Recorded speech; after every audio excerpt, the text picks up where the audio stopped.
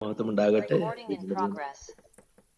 യേശുക്രിസ്തുവിന്റെ നാമത്തിൽ എല്ലാവർക്കും ഒരു സ്നേഹം അറിയിക്കുന്നു.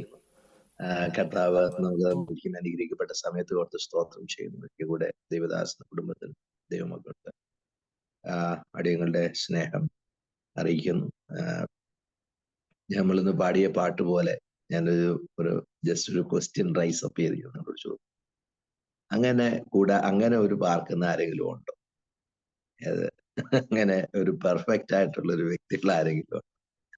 ആക്ച്വലി ആ വാക്യം തെറ്റല്ല, വചനം 100% ഷുവറാണ്. 100% ആ വാക്യത്തിന് ഒരു കുഴപ്പമില്ല. പക്ഷെ അങ്ങനെ ആരെങ്കിലും ഉണ്ടോ എന്നുള്ളത് നമ്മളൊന്ന് ചിന്തിച്ചു നോക്കി.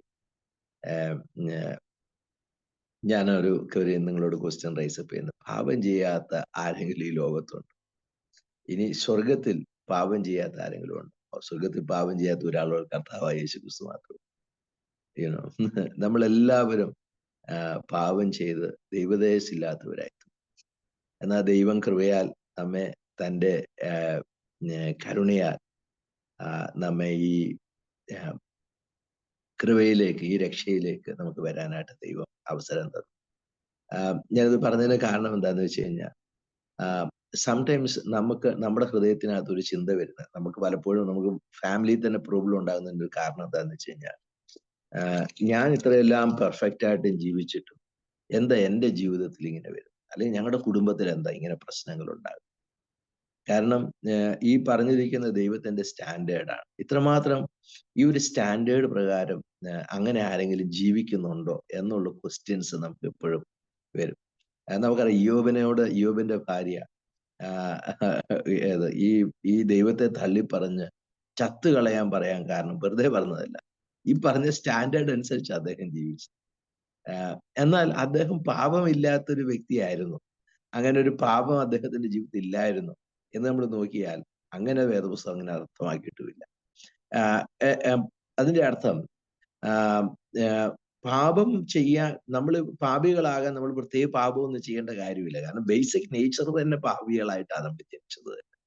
അതിനി പ്രത്യേകിച്ച് ഇനി നമ്മളിനി പാപം ചെയ്തിട്ട് പാപികളാകേണ്ട കാര്യമില്ല. നമ്മൾ പാപികളായതുകൊണ്ട് നമ്മൾ പാപം ചെയ്തവരാണ് എന്നുള്ളത് നമ്മൾ മറന്നുപോയത്. ഞാനതൊരു അടിസ്ഥാനപരമായ സുവിശേഷ സംഗതികൾ കൊണ്ട് പറഞ്ഞെന്ന് മാത്രമേ. ദൈവം ആഗ്രഹിക്കുന്നത്,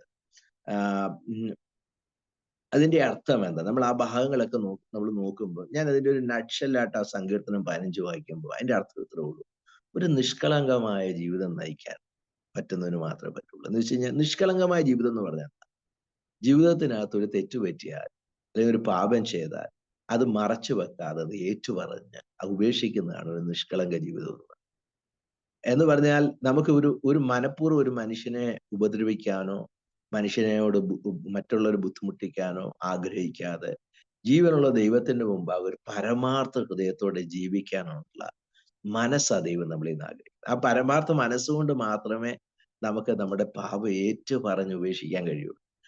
അല്ലെങ്കിൽ നമ്മുടെ ജീവിതത്തിൽ കുറവ് പറ്റാത്തവരെന്നല്ല. ഇപ്പൊ നമ്മൾ ദേഷ്യപ്പെട്ടു, അനിയന്ത്രിതമായി ദേഷ്യപ്പെട്ടു പോയി, എന്റെ ദൈവമേ ഇനി ഞാൻ എങ്ങനെ നിന്റെ സന്നിധി വരുമെന്ന് ചിന്തിക്കുന്നതിന് പകരം, അനിയന്ത്രിതമായി ഈ ദേഷ്യപ്പെട്ട എനിക്ക് വരാൻ പറ്റുന്ന ഏക സ്ഥലം ദൈവമേ നിന്റെ സാന്നിധ്യമേ ഉള്ളൂ. വേറെ എവിടെ പോയി ഞാൻ ഇതിന് പറയും? എവിടെ എനിക്ക് ഇതിനൊരു പരിഹാരം ഉണ്ടാകും? ഞാൻ എങ്ങോട്ടാണ് ഞാൻ ചെല്ലുന്നത് എന്ന ചിന്തയായിരിക്കണം നമ്മളെ പോസിറ്റീവായിട്ട് ഭരിക്കേണ്ടത്. എന്ന് വെച്ച് അനിയന്ത്രമായി ഇനി നാളെ മുതൽ കോപിക്കാമെന്ന് നമ്മൾ അതിനുള്ള ലൈസൻസ് അല്ല ഞാൻ പറഞ്ഞത്. നമുക്ക് ആ ഒരു പോസിബിലിറ്റി ദൈവകൃപ, നമുക്കറിയാം ഈ എഫേസ്യർക്കെതിരെ ലേഖനം തുടങ്ങുമ്പോൾ അതിൽ തന്നെ പറയുമ്പോൾ, അവന്റെ രക്തത്താൽ അതിക്രമങ്ങളുടെ മോചനം എന്ന വീണ്ടെടുപ്പ് നിങ്ങൾക്കുണ്ട് എന്ന് ഒരു പ്രസന്റ് ടെൻസ് ഉപയോഗിച്ചതിന് കാരണം, at any time you can come and experience the redemption that Christ has done for you എന്നുള്ളൊരു അർത്ഥമാണ് നമ്മൾ ഉപയോഗിച്ചിരിക്കുന്നത്. നമുക്ക് ഈ ഒരു പാട്ടുകളൊക്കെ പാടുന്ന പോലെ, എനിക്ക് ഇത്രമാത്രം നല്ല മനോഹരമായ പാട്ടുകൾ നമ്മുടെ ഇടയിൽ പാടുന്ന വളരെ കുറവാണ്. സത്യത്തിൽ ദൈവത്തിന്റെ കൂടാരം, ദൈവത്തിന്റെ ഭവനം, ദൈവത്തിന്റെ സഭ, ഇതിനെക്കുറിച്ചുള്ള ശരിക്കുമുള്ള പിക്ചർ കിട്ടുമ്പോൾ മാത്രമേ നമുക്ക് ഈ പാട്ടിന്റെ ഒക്കെ മനോഹാരിത എന്താന്നുള്ളത് മനസ്സിലാവൂ. കാരണം how God has designed his church, how God has purpose my life on this earth in the light of eternity നിത്യതയുടെ പ്രകാശത്തിൽ എൻ്റെ ജീവിതത്തെ ദൈവം എങ്ങനെയാണ് ഡിസൈൻ ചെയ്തിരിക്കുന്നത്, എങ്ങനെയാണ് എന്നെ ദൈവം തെരഞ്ഞെടുത്തത് എന്നൊക്കെ തിരിച്ചറിയുമ്പം നമുക്ക് പാട്ട് പാടാതിരിക്കാൻ കഴിയത്തില്ല. കർത്താവേ, നിഷ്കളങ്കനായി നടന്ന് നേര് പറയാതെ എന്നെക്കൊണ്ട് കഴിയത്തില്ല കർത്താവേ. എനിക്ക് എൻ്റെ ഈ നാവ് കൊണ്ട് കർത്താവേ ഞാനൊരു ദോഷം ചെയ്യാൻ എന്നെക്കൊണ്ട് കഴിയത്തില്ല. കാരണം അങ്ങ് എന്നെ അത്രമാത്രം ഉന്നതമായ ഒരു കാര്യത്തിന് വേണ്ടിയിട്ടാണ് വിളിച്ചത്, വേർതിരിച്ചത് എന്നുള്ള ചിന്ത നമ്മുടെ ഹൃദയങ്ങളിൽ ഉണ്ടാകുകയും അത് നമ്മുടെ വാക്കുകളെയും നമ്മുടെ നോട്ടങ്ങളെയും നമ്മുടെ കേൾവികളെയും നമ്മുടെ എല്ലാ ഇന്ദ്രിയങ്ങളെയും നിയന്ത്രിക്കാൻ തക്കവണ്ണം നമ്മെ സഹായിക്കുകയും ശക്തീകരിക്കുകയും ചെയ്യും. അതാണ് നമ്മൾ വേദപുസ്തകത്തിൽ നിന്ന് നമ്മൾ മനസ്സിലാക്കുന്നത്. ഞാനിതൊരു മുഖവുര പോലെ പറഞ്ഞെന്ന് മാത്രമേ ഉള്ളൂ. ഞാൻ ഈ കഴിഞ്ഞ ദിവസങ്ങളിൽ ഈ ഒരു വാക്യം ഞാൻ എൻ്റെ ജീവിതത്തിനകത്ത് എന്നെ എപ്പോഴും ഇങ്ങനെ ഒരു ബുദ്ധിമുട്ടിക്കുമായിരുന്നു പറഞ്ഞാൽ എൻ്റെ കഴിവില്ലായ്മയും അറിവില്ലായ്മയും കൊണ്ട് ബുദ്ധിമുട്ടിച്ചുകൊണ്ടിരുന്നതാണ്. അതെന്താന്ന് വെച്ച് കഴിഞ്ഞാൽ ഈ എഫേസ്യർക്ക് എഴുതിയ ലേഖനം 3-ാം അധ്യായത്തിന്റെ 14-ാം വാക്യം. നിങ്ങൾക്കത് ബുദ്ധിമുട്ടായി തോന്നത്തില്ല, പക്ഷെ എനിക്കത് ഇച്ചിരി ബുദ്ധിമുട്ടായിട്ട് തോന്നി. അതെന്റെ ഒരു മലയാളത്തിന്റെ കുഴപ്പം കൊണ്ടാണ്. അതിന്റെ 14-ാം വാക്യത്തിനകത്ത് അത് വായിക്കുമ്പോൾ, അത് നിമിത്തം ഞാൻ സ്വർഗത്തിലും ഭൂമിയിലും ഉള്ള സകല കുടുംബത്തിനും പേര് വരാൻ കാരണമായ പിതാവിന്റെ സന്നിധിയിൽ മുട്ടുകുത്തുന്നു. പൗലോസിന്റെ ഒരു പ്രാർത്ഥനയുടെ ഓടുള്ള ബന്ധത്തിൽ പൗലോസ് പറയുകയാണ്, ഞാൻ മുട്ടുകുത്തുന്നു. നമുക്കറിയാം ഇത് മുട്ടുകുത്തുന്നു എന്ന് അദ്ദേഹം ഇത് പറയുമ്പോൾ അദ്ദേഹം ജയിലിൽ മുട്ടുകുത്തുന്ന കാര്യമാണ് ഇത് പറഞ്ഞത്. നമുക്കറിയാം നമ്മളൊക്കെ വീട്ടിൽ മുട്ടുകുത്തുന്ന സ്ഥലം എന്ന് പറഞ്ഞാൽ നല്ല സ്ഥലത്താണ് നമ്മളൊക്കെ മുട്ടുകുത്തുന്നത്. അദ്ദേഹം ജയിലിൽ കിടന്ന് മുട്ടുകുത്തിയ കാര്യമാണ് പറയുന്നത്. അപ്പം അവിടെ മുട്ടുകുത്തുന്ന കാര്യം പറയുമ്പോൾ അദ്ദേഹം പറയുന്ന അതു നിമിത്തം, ചില കാര്യങ്ങൾ നിമിത്തമാണ്. അത് നമുക്കത് ദൈവം അനുവദിച്ച് അത് ചിന്തിക്കാം. അവിടെ എഴുതിയിരിക്കുന്നത്, ഞാൻ സ്വർഗത്തിലും ഭൂമിയിലും സകല കുടുംബത്തിനും പേര് വരാൻ കാരണമായ പിതാവിന്റെ സന്നിധിയിൽ ഞാൻ മുട്ടുകുത്തുന്നു. അപ്പൊ എന്നെ ബുദ്ധിമുട്ടിച്ച കാര്യം ഇതാണ്. അവിടെ ഇരിക്കുന്നത് സ്വർഗത്തിലും ഭൂമിയിലും സകല കുടുംബത്തിനും പേര് വരാൻ കാരണമായ പിതാവ്. അപ്പൊ സ്വർഗത്തിലും ഭൂമിയിലും പല കുടുംബങ്ങളുണ്ടോ? ഇത് ഇങ്ങനെ പറയുന്നേ എന്നുള്ളത് എന്നെ ഇച്ചിരി ബുദ്ധിമുട്ടിച്ചു. കാരണം അത് ബുദ്ധിമുട്ടിക്കുന്ന വെച്ചാൽ ഞാൻ ഇങ്ങനെയൊക്കെ ഇത് ചിന്തിക്കുന്നത് കൊണ്ട് അങ്ങനെ ബുദ്ധിമുട്ടായതാണ്. അപ്പൊ ഞാൻ അതിനെ കുറിച്ച് ഇങ്ങനെ ചിന്തിക്കുന്നെങ്കിലും എനിക്ക് സംശയങ്ങളില്ലാത്തതിന് ഒരു കാരണം കുടുംബങ്ങൾ എന്ന് പറഞ്ഞില്ല. അതുകൊണ്ട് എനിക്ക് എന്തായാലും കുടുംബത്തിനെന്നേ പറഞ്ഞുള്ളൂ. കുടുംബങ്ങൾ എന്ന് പറഞ്ഞിരുന്നെങ്കിൽ എന്റെ സംശയം കൂടിപ്പോയേനെ. എന്തായാലും പൗലോസ്ലീഹ അങ്ങനെ എഴുതിയില്ല. അപ്പൊ അതുകൊണ്ട് ഞാൻ അതിൽ എനിക്ക് പ്രയാസമൊന്നുമില്ലായിരുന്നു. എന്നാലും ഞാൻ അതിനെക്കുറിച്ച് ഇങ്ങനെ ചിന്തിക്കുകയും ഒക്കെ ചെയ്തപ്പോൾ ഞാൻ അതൊന്ന് പഠിക്കാനായിട്ട് കുറച്ച് തീരുമാനിച്ചപ്പോൾ ഒരു മെസ്സേജ് ഞാൻ അതിനുള്ള ബന്ധത്തിൽ അത് കേൾക്കാനായിട്ട് എടുത്തു. അപ്പൊ കേട്ടപ്പോഴാണ് എനിക്കത് കുറച്ചും കൂടെ അതിന്റെ ഒരു ഹോൾ പിക്ചർ എനിക്കത് ലഭിച്ചത്. അപ്പൊ ലഭിച്ച കാര്യം ഇതാണ്. അവിടെ എഴുതിയിരിക്കുന്ന ഭാഗം ഈ 3-ാം അധ്യായത്തിനകത്ത് സകല കുടുംബത്തിനും എന്നുള്ള ആ വാക്കിന് സകല എന്നുള്ള പതിനേക്കാൾ മുഴുവൻ എന്നുള്ളൊരു അർത്ഥമാണ് അവിടെ കൊടുത്തിരിക്കുന്നത്. ഹോൾ ഫാമിലി ഓഫ് ഗോഡ്, അതാണ് അതിനകത്ത് കൊടുത്തിരിക്കുന്ന അർത്ഥം. ആ സകല എന്ന് പറഞ്ഞ ഗ്രീക്ക് ടേമും അതിനകത്ത് സകല എന്നും പറയാം. കാരണം പാസ് എന്ന് പറഞ്ഞൊരു വേർഡ് ഉപയോഗിച്ചിരിക്കുന്നത്. അത് സകല എന്നുള്ളത് പറഞ്ഞ തെറ്റൊന്നുമല്ല. പക്ഷെ അവിടെ മീൻ ചെയ്തേക്കുന്നത് ഹോൾ ഫാമിലി ഓഫ് ഗോഡ്. അപ്പൊ ഞാൻ അതിനെക്കുറിച്ച് ചിന്തിച്ചപ്പം എൻ്റെ ലൈഫ് എന്നെ ഭയങ്കര സന്തോഷിപ്പിച്ചു. എന്നാന്ന് വെച്ച് കഴിഞ്ഞാൽ we are the part of a big family, whole family of God. നമ്മള് ഞാനൊന്ന് ആലോചിച്ചു, പൗലോസ് ഈ കാരാഗ്രഹത്തിനകത്ത് കിടക്കുമ്പോൾ പൗലോസിനോട്, നമ്മൾ ആ കാരാഗ്രഹത്തിൽ കിടക്കുന്നത് നമ്മളൊന്ന് ആലോചിച്ചു. പൗലോസിന്റെ കാര്യം വിട്ട് നമ്മളൊന്ന് കാരാഗ്രഹത്തിൽ, എന്നാലും എന്റെ ദൈവമേ, ഞാൻ ഈ 4 ചവറിലായിപ്പോയത്, ഈ ചങ്ങലയൊക്കെ ഇട്ട് എന്റെ ജീവിതം ഇങ്ങനെയൊക്കെ ആയിപ്പോയത്, ഞാൻ എന്തെല്ലാം സ്വപ്നങ്ങൾ കണ്ട അങ്ങയുടെ പുറകെ ഇറങ്ങി തിരിച്ചത്, എന്നാൽ ഇപ്പൊ എന്റെ ലൈഫ് ഇങ്ങനെ ആയല്ലോ. Never he thought. നമുക്കറിയാം പൗലോസ് ഒന്നാമത് വിവാഹം കഴിച്ചവനാണെന്നും എന്നാൽ അദ്ദേഹത്തിന്റെ ഭാര്യ മരിച്ചുപോയി, അദ്ദേഹം പിന്നെ അങ്ങനെ ഇല്ലായിരുന്നെന്നും അദ്ദേഹം വിവാഹം കഴിച്ചില്ലെന്നും ഇങ്ങനെയൊക്കെയുള്ള പല ചിന്തകൾ നമുക്ക് പൗലോസിനെ കുറിച്ച് ചിന്തിക്കും. പക്ഷെ പൗലോസിന്റെ ഈ ബാക്ക്ഗ്രൗണ്ട് ഒന്നും ദൈവം കാര്യമായിട്ടൊന്നും വെളിപ്പെടുത്താതെ നമ്മളോട് പറയുമ്പോൾ മനസ്സിലാക്കുക, whether he is married or unmarried, whatever happen in his life, now he is a single. ഒറ്റയ്ക്കാണെന്ന് നമുക്ക് നന്നായിട്ട് അറിയാം. അദ്ദേഹം ആ കാരാഗ്രഹത്തിൽ കിടക്കുമ്പോൾ അദ്ദേഹം താനൊരു ഒറ്റയാണെന്ന് ചിന്തിക്കാതെ അദ്ദേഹം പറയാണ്, now I bow before the father who is the cause of whole family of God. സ്വർഗത്തിലും ഭൂമിയിലും സകല കുടുംബത്തിനും അതിന് പേര് വരാൻ കാരണമായി, അതിനൊരു ഐഡന്റിറ്റി ഉണ്ടാകാൻ കാരണമായി അതിന് ഈ ഹോൾ ഫാമിലിക്ക് ശരിക്കും പറഞ്ഞ ഇന്നൊരു ഞങ്ങൾ ദൈവികമായിരിക്കുന്ന ഒരു ഐഡന്റിറ്റി അതിന് കൊടുത്ത, നമുക്ക് പേരെന്ന് പറഞ്ഞാൽ നമുക്കറിയാം നമ്മുടെ ഐഡന്റിറ്റിയാണ്. നമുക്ക് ഐഡന്റിറ്റി കൊടുത്ത ആ പിതാവിന്റെ മുമ്പാകെ പൗലോസ്ലീഹ ആ കാരാഗ്രഹത്തിൽ മുട്ടുകുത്തി, എനിക്ക് തോന്നിയത് എഴുതിയപ്പോൾ അദ്ദേഹം അത് മുട്ടാൻ നിന്നുകൊണ്ടായിരിക്കും എഴുതിയത്. അദ്ദേഹം പറയാം മുട്ടുകുത്തിയിട്ട് അദ്ദേഹം പറയാം. നമുക്ക് ഈ ഒരു വസ്തുത എന്നെ വളരെ സ്പർശിക്കാൻ കാരണം ഞാൻ ഇന്ന് രാത്രി പറയാനും ആഗ്രഹിക്കുന്നതാണ്. We belong to a big family. നമുക്കറിയാം കുടുംബങ്ങളെ കുറിച്ച് നമ്മൾ ചിന്തിക്കുമ്പോൾ, വേദപുസ്തകം അനുസരിച്ച് നമ്മൾ ചിന്തിക്കുമ്പോൾ അത് കുടുംബങ്ങളുടെ കുടുംബമാണ് സഭ എന്ന് പറയുന്നത്. നമ്മുടെ കുടുംബങ്ങൾ ഒരു സ്മോളർ യൂണിറ്റ്സ് ആണെങ്കിൽ അതിനെ എല്ലാത്തിനെയും എന്താ പറയുക, അതിൻ്റെയൊക്കെ മുകളിൽ ഒരു വലിയ കുടുംബത്തിന്റെ അംഗമാണ് നമ്മളൊരു നമ്മളെപ്പോഴും നമ്മളെ കുറിച്ച് കാണിക്കുന്നത് ചെറുതായിട്ടാണ്. ഇപ്പൊ ഞാൻ കഴിഞ്ഞ ദിവസം ഇവിടെ ഒരു ആന്ധ്ര ഫാമിലി, അവര് നാളുകളായിട്ട് ട്രാൻസ്ഫർ ചെയ്ത് ഇവിടുന്ന് പോകാനായിട്ട് ആഗ്രഹിച്ചു. അപ്പോൾ ഞങ്ങളും പ്രാർത്ഥിക്കുന്നുണ്ടായിരുന്നു, കാരണം അവർക്ക് ബുദ്ധിമുട്ടാണ്, 2 കൊച്ചു കുഞ്ഞുങ്ങളുണ്ട്. കർത്താവ് അവർക്ക് ട്രാൻസ്ഫർ ആകുമായിരുന്നു നല്ലായിരുന്നു, അവർക്ക് വേണ്ടി പ്രാർത്ഥിക്കുന്നുണ്ട്. എന്നാ അവര് കഴിഞ്ഞ ദിവസം അവർക്ക് ട്രാൻസ്ഫർ കിട്ടിയില്ലെന്ന് മാത്രമല്ല, അവരുടെ ഭർത്താവിന് ഇങ്ങോട്ട് ട്രാൻസ്ഫർ എടുത്ത് അവർക്ക് ഇവിടെ വരേണ്ടി വന്നു. അല്ലാതെ വേറൊരു ഓപ്ഷൻ ഇല്ലായിരുന്നു. ഈ 2 കുഞ്ഞുങ്ങളെ മാനേജ് ചെയ്യാൻ അവർക്ക് പ്രയാസം. അങ്ങനെ അവരിവിടെ വന്നു. അവരപ്പോ ഇന്നലെ ഒരു നല്ലൊരു വീട്, നല്ല മനോഹരമായ ഒരു വീട് ദൈവം. അപ്പൊ ഞാൻ അവരോട് മനോഹരമായ വീട് കണ്ടത് കൊണ്ട് പറഞ്ഞതല്ല, ഞാൻ അവരോട് പറഞ്ഞൊരു കാര്യം, ദൈവത്തിന് നമ്മളെ കുറിച്ചിട്ട് ഹയർ ആയിട്ടുള്ള പ്ലാൻസ് ഉണ്ട്. പക്ഷെ നമുക്ക് പലപ്പോഴും അതങ്ങോട്ട് അക്സെപ്റ്റ് ചെയ്യാൻ പറ്റുന്നില്ല. നമ്മുടെ ചിന്തകൾക്കനുസരിച്ചുള്ള കാര്യങ്ങൾ നടക്കണം. നമുക്കൊക്കെ പല ഐഡിയകൾ ഉള്ളവരാണ്, പലവിധ കഴിവുകൾ ഉള്ളവരാണ്. അപ്പൊ നമ്മൾ അതിനനുസരിച്ച് കാര്യങ്ങളൊക്കെ പ്ലാൻ ചെയ്യുന്നത് തെറ്റുമല്ല. കാരണം പ്ലാൻ ചെയ്യാതെ ഒരു കാര്യം, ഇപ്പൊ ഒരു സാധനം വാങ്ങിക്കണം, അതിന് കടയിൽ പോകുന്ന കാര്യം പ്ലാൻ ചെയ്യാതെ നമുക്ക് സാധനം വാങ്ങിക്കാനും കഴിയും. പക്ഷെ പ്രശ്നം നമ്മൾ മനസ്സിലാക്കണം, God's plans are, more higher, and thoughts are more higher. അതാണല്ലോ യെശയ്യാപ്രവചനം 55-ാം അധ്യായത്തിൽ വായിക്കുന്നത്. നിങ്ങളുടെ ചിന്തകളല്ല എന്റെ ചിന്തകൾ, നിങ്ങളുടെ വഴികളല്ല എന്റെ വഴികൾ. അത് ഭൂമിക്ക് മുകളിൽ ആകാശം എന്നതുപോലെ അത് വളരെ ഉന്നതമാണ്, അത് വളരെ ശ്രേഷ്ഠമാണ്. അത് നമ്മൾ നന്നായിട്ട് അറിയുമ്പോൾ it changes our perspectives, it changes our happiness, it changes our intentions, it changes our whole being. നമ്മുടെ മുഴുവൻ ആളത്വത്തെയും അത് മാറ്റും. അത് നമ്മൾ വ്യത്യാസപ്പെടുത്തുമെന്ന് മാത്രമല്ല, പിന്നെ കാരാഗ്രഹമല്ല, അതൊരു വലിയ കുടുംബത്തിന്റെ ഒരു സംഗമമായിട്ട് അത് മാറ്റാനായിട്ട് കഴിയും. അതാണ് ദൈവം നമ്മൾ ഇന്ന് ആഗ്രഹിക്കുന്നത്. ഞാൻ പലപ്പോഴും ഞാൻ എൻ്റെ ലൈഫിനകത്ത് ഇങ്ങനെ പല സമയങ്ങളിൽ പല സാഹചര്യങ്ങളിൽ ഞാൻ വളരെ പ്രയാസപ്പെടുന്ന സാഹചര്യങ്ങളിൽ ഞാൻ പ്രാർത്ഥിക്കുന്നത്, എൻ്റെ ആവശ്യങ്ങൾക്ക് വേണ്ടി പ്രാർത്ഥിക്കുന്നത് വളരെ കുറവാണ്. അപ്പൊ അങ്ങനെ വല്ലപ്പോഴും നിവർത്തികേട് അതുപോലെ വരുമ്പോൾ ഞാൻ പ്രാർത്ഥിക്കാറില്ലെന്നൊന്നും. അപ്പൊ അങ്ങനെ പ്രാർത്ഥിക്കുമ്പോൾ ഞാൻ സാധാരണ പറയുന്ന ഒരു കാര്യമാണ് എന്ന് വെച്ച് കഴിഞ്ഞാൽ, അതായത് ഞാനൊരു ഓർഗനൈസ്ഡ് ബേസ് ആയിട്ടല്ലല്ലോ ഇവിടെ വർക്ക് ചെയ്യുന്നത്. ഞാൻ അതിനുവേണ്ടി പ്രത്യേകിച്ച് അതിനെക്കുറിച്ചിട്ടൊന്നും ഭാരപ്പെടാറില്ല, ചിന്തിക്കാറില്ല. അങ്ങനെ ഒരു ബുദ്ധിമുട്ട് കാര്യമായിട്ട് വന്ന് എനിക്കിങ്ങനെ 4 വശം പൂട്ടിക്കെട്ടി എന്നൊക്കെ തോന്നിയാൽ ഞാൻ അന്നേരം പ്രാർത്ഥിക്കുന്ന ഒരു പ്രാർത്ഥന നിങ്ങളോട് പറയും.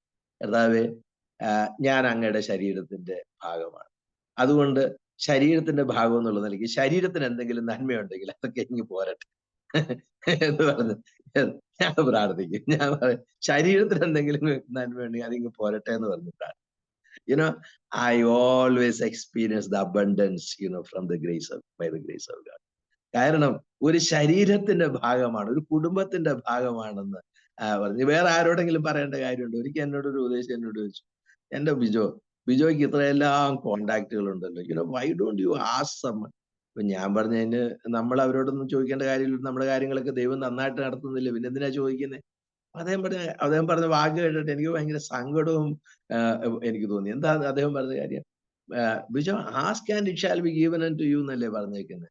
Y don't you ask? നീ ചോദിക്കാത്തതുകൊണ്ടാണ് നിന്റെ കാര്യങ്ങൾ നടക്കാത്തത്. ഞാൻ പറഞ്ഞു, ചോദിക്കാതെ ഇവിടെ കാര്യങ്ങൾ നടക്കുന്നില്ലേ? എന്നിട്ട് അദ്ദേഹത്തോട് പറഞ്ഞു, ആ വാക്യം എന്ത് എഴുതിയിരിക്കുന്നത്? ആസ്ക് ടു ഗോഡ് എന്നല്ലേ അർത്ഥമാക്കിയിരിക്കുന്നത്. നമ്മൾ എന്തിനാ അങ്ങനെയൊക്കെ ചിന്തിക്കുന്നത്? ഞാൻ പറഞ്ഞതിന് കാരണം, നമ്മുടെ ഏർത്തിലി ഇഷ്യൂസ് അല്ല നമ്മുടെ ശരിക്കുള്ള ഇഷ്യൂസ് എന്ന് പറയാനായിട്ട് ഞാൻ പറഞ്ഞു.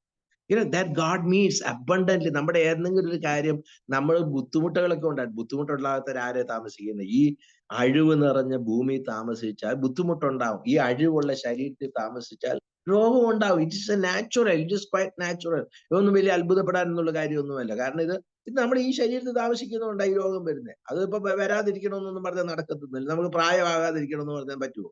ഇത് മുടി നരയ്ക്കരുതെന്ന് പറഞ്ഞാൽ നടക്കുമോ? അതൊന്നും നടക്കാതിരിക്കത്തൊന്നുമില്ല. കാരണം അതൊക്കെ നാച്ചുറൽ കോഴ്സ് ഓഫ് ലൈഫിനകത്തുള്ളതാണ്. Because we are living in this mortal body. ഈ ക്ഷയമുള്ള ഈ ശരീരത്തിലും ഈ ക്ഷയമുള്ള ഭൂമിയിലുമാണ് നമ്മൾ താമസിക്കുന്നത്. അപ്പൊ നമ്മളെ ദൈവം ആഗ്രഹിക്കുന്നത്, ദൈവം ഒരു എറ്റേണൽ പർപ്പസിൽ നമ്മൾ വിളിച്ചതുകൊണ്ട് അതിനനുസരിച്ച് വേണം നമ്മുടെ പ്രാർത്ഥനകൾ പ്രാർത്ഥിക്കുക. അതാണ് ഞാൻ പറഞ്ഞു വരുന്നതിന്റെ കാരണം. നമ്മുടെ വിഷയം പ്രാർത്ഥനയാണ്. നമ്മുടെ പ്രാർത്ഥന അനുഭവത്തിനകത്ത് നമ്മൾ ഇതിന്റെ സ്പിയറിൽ നിന്നൊന്ന് പുറത്തു വരണം.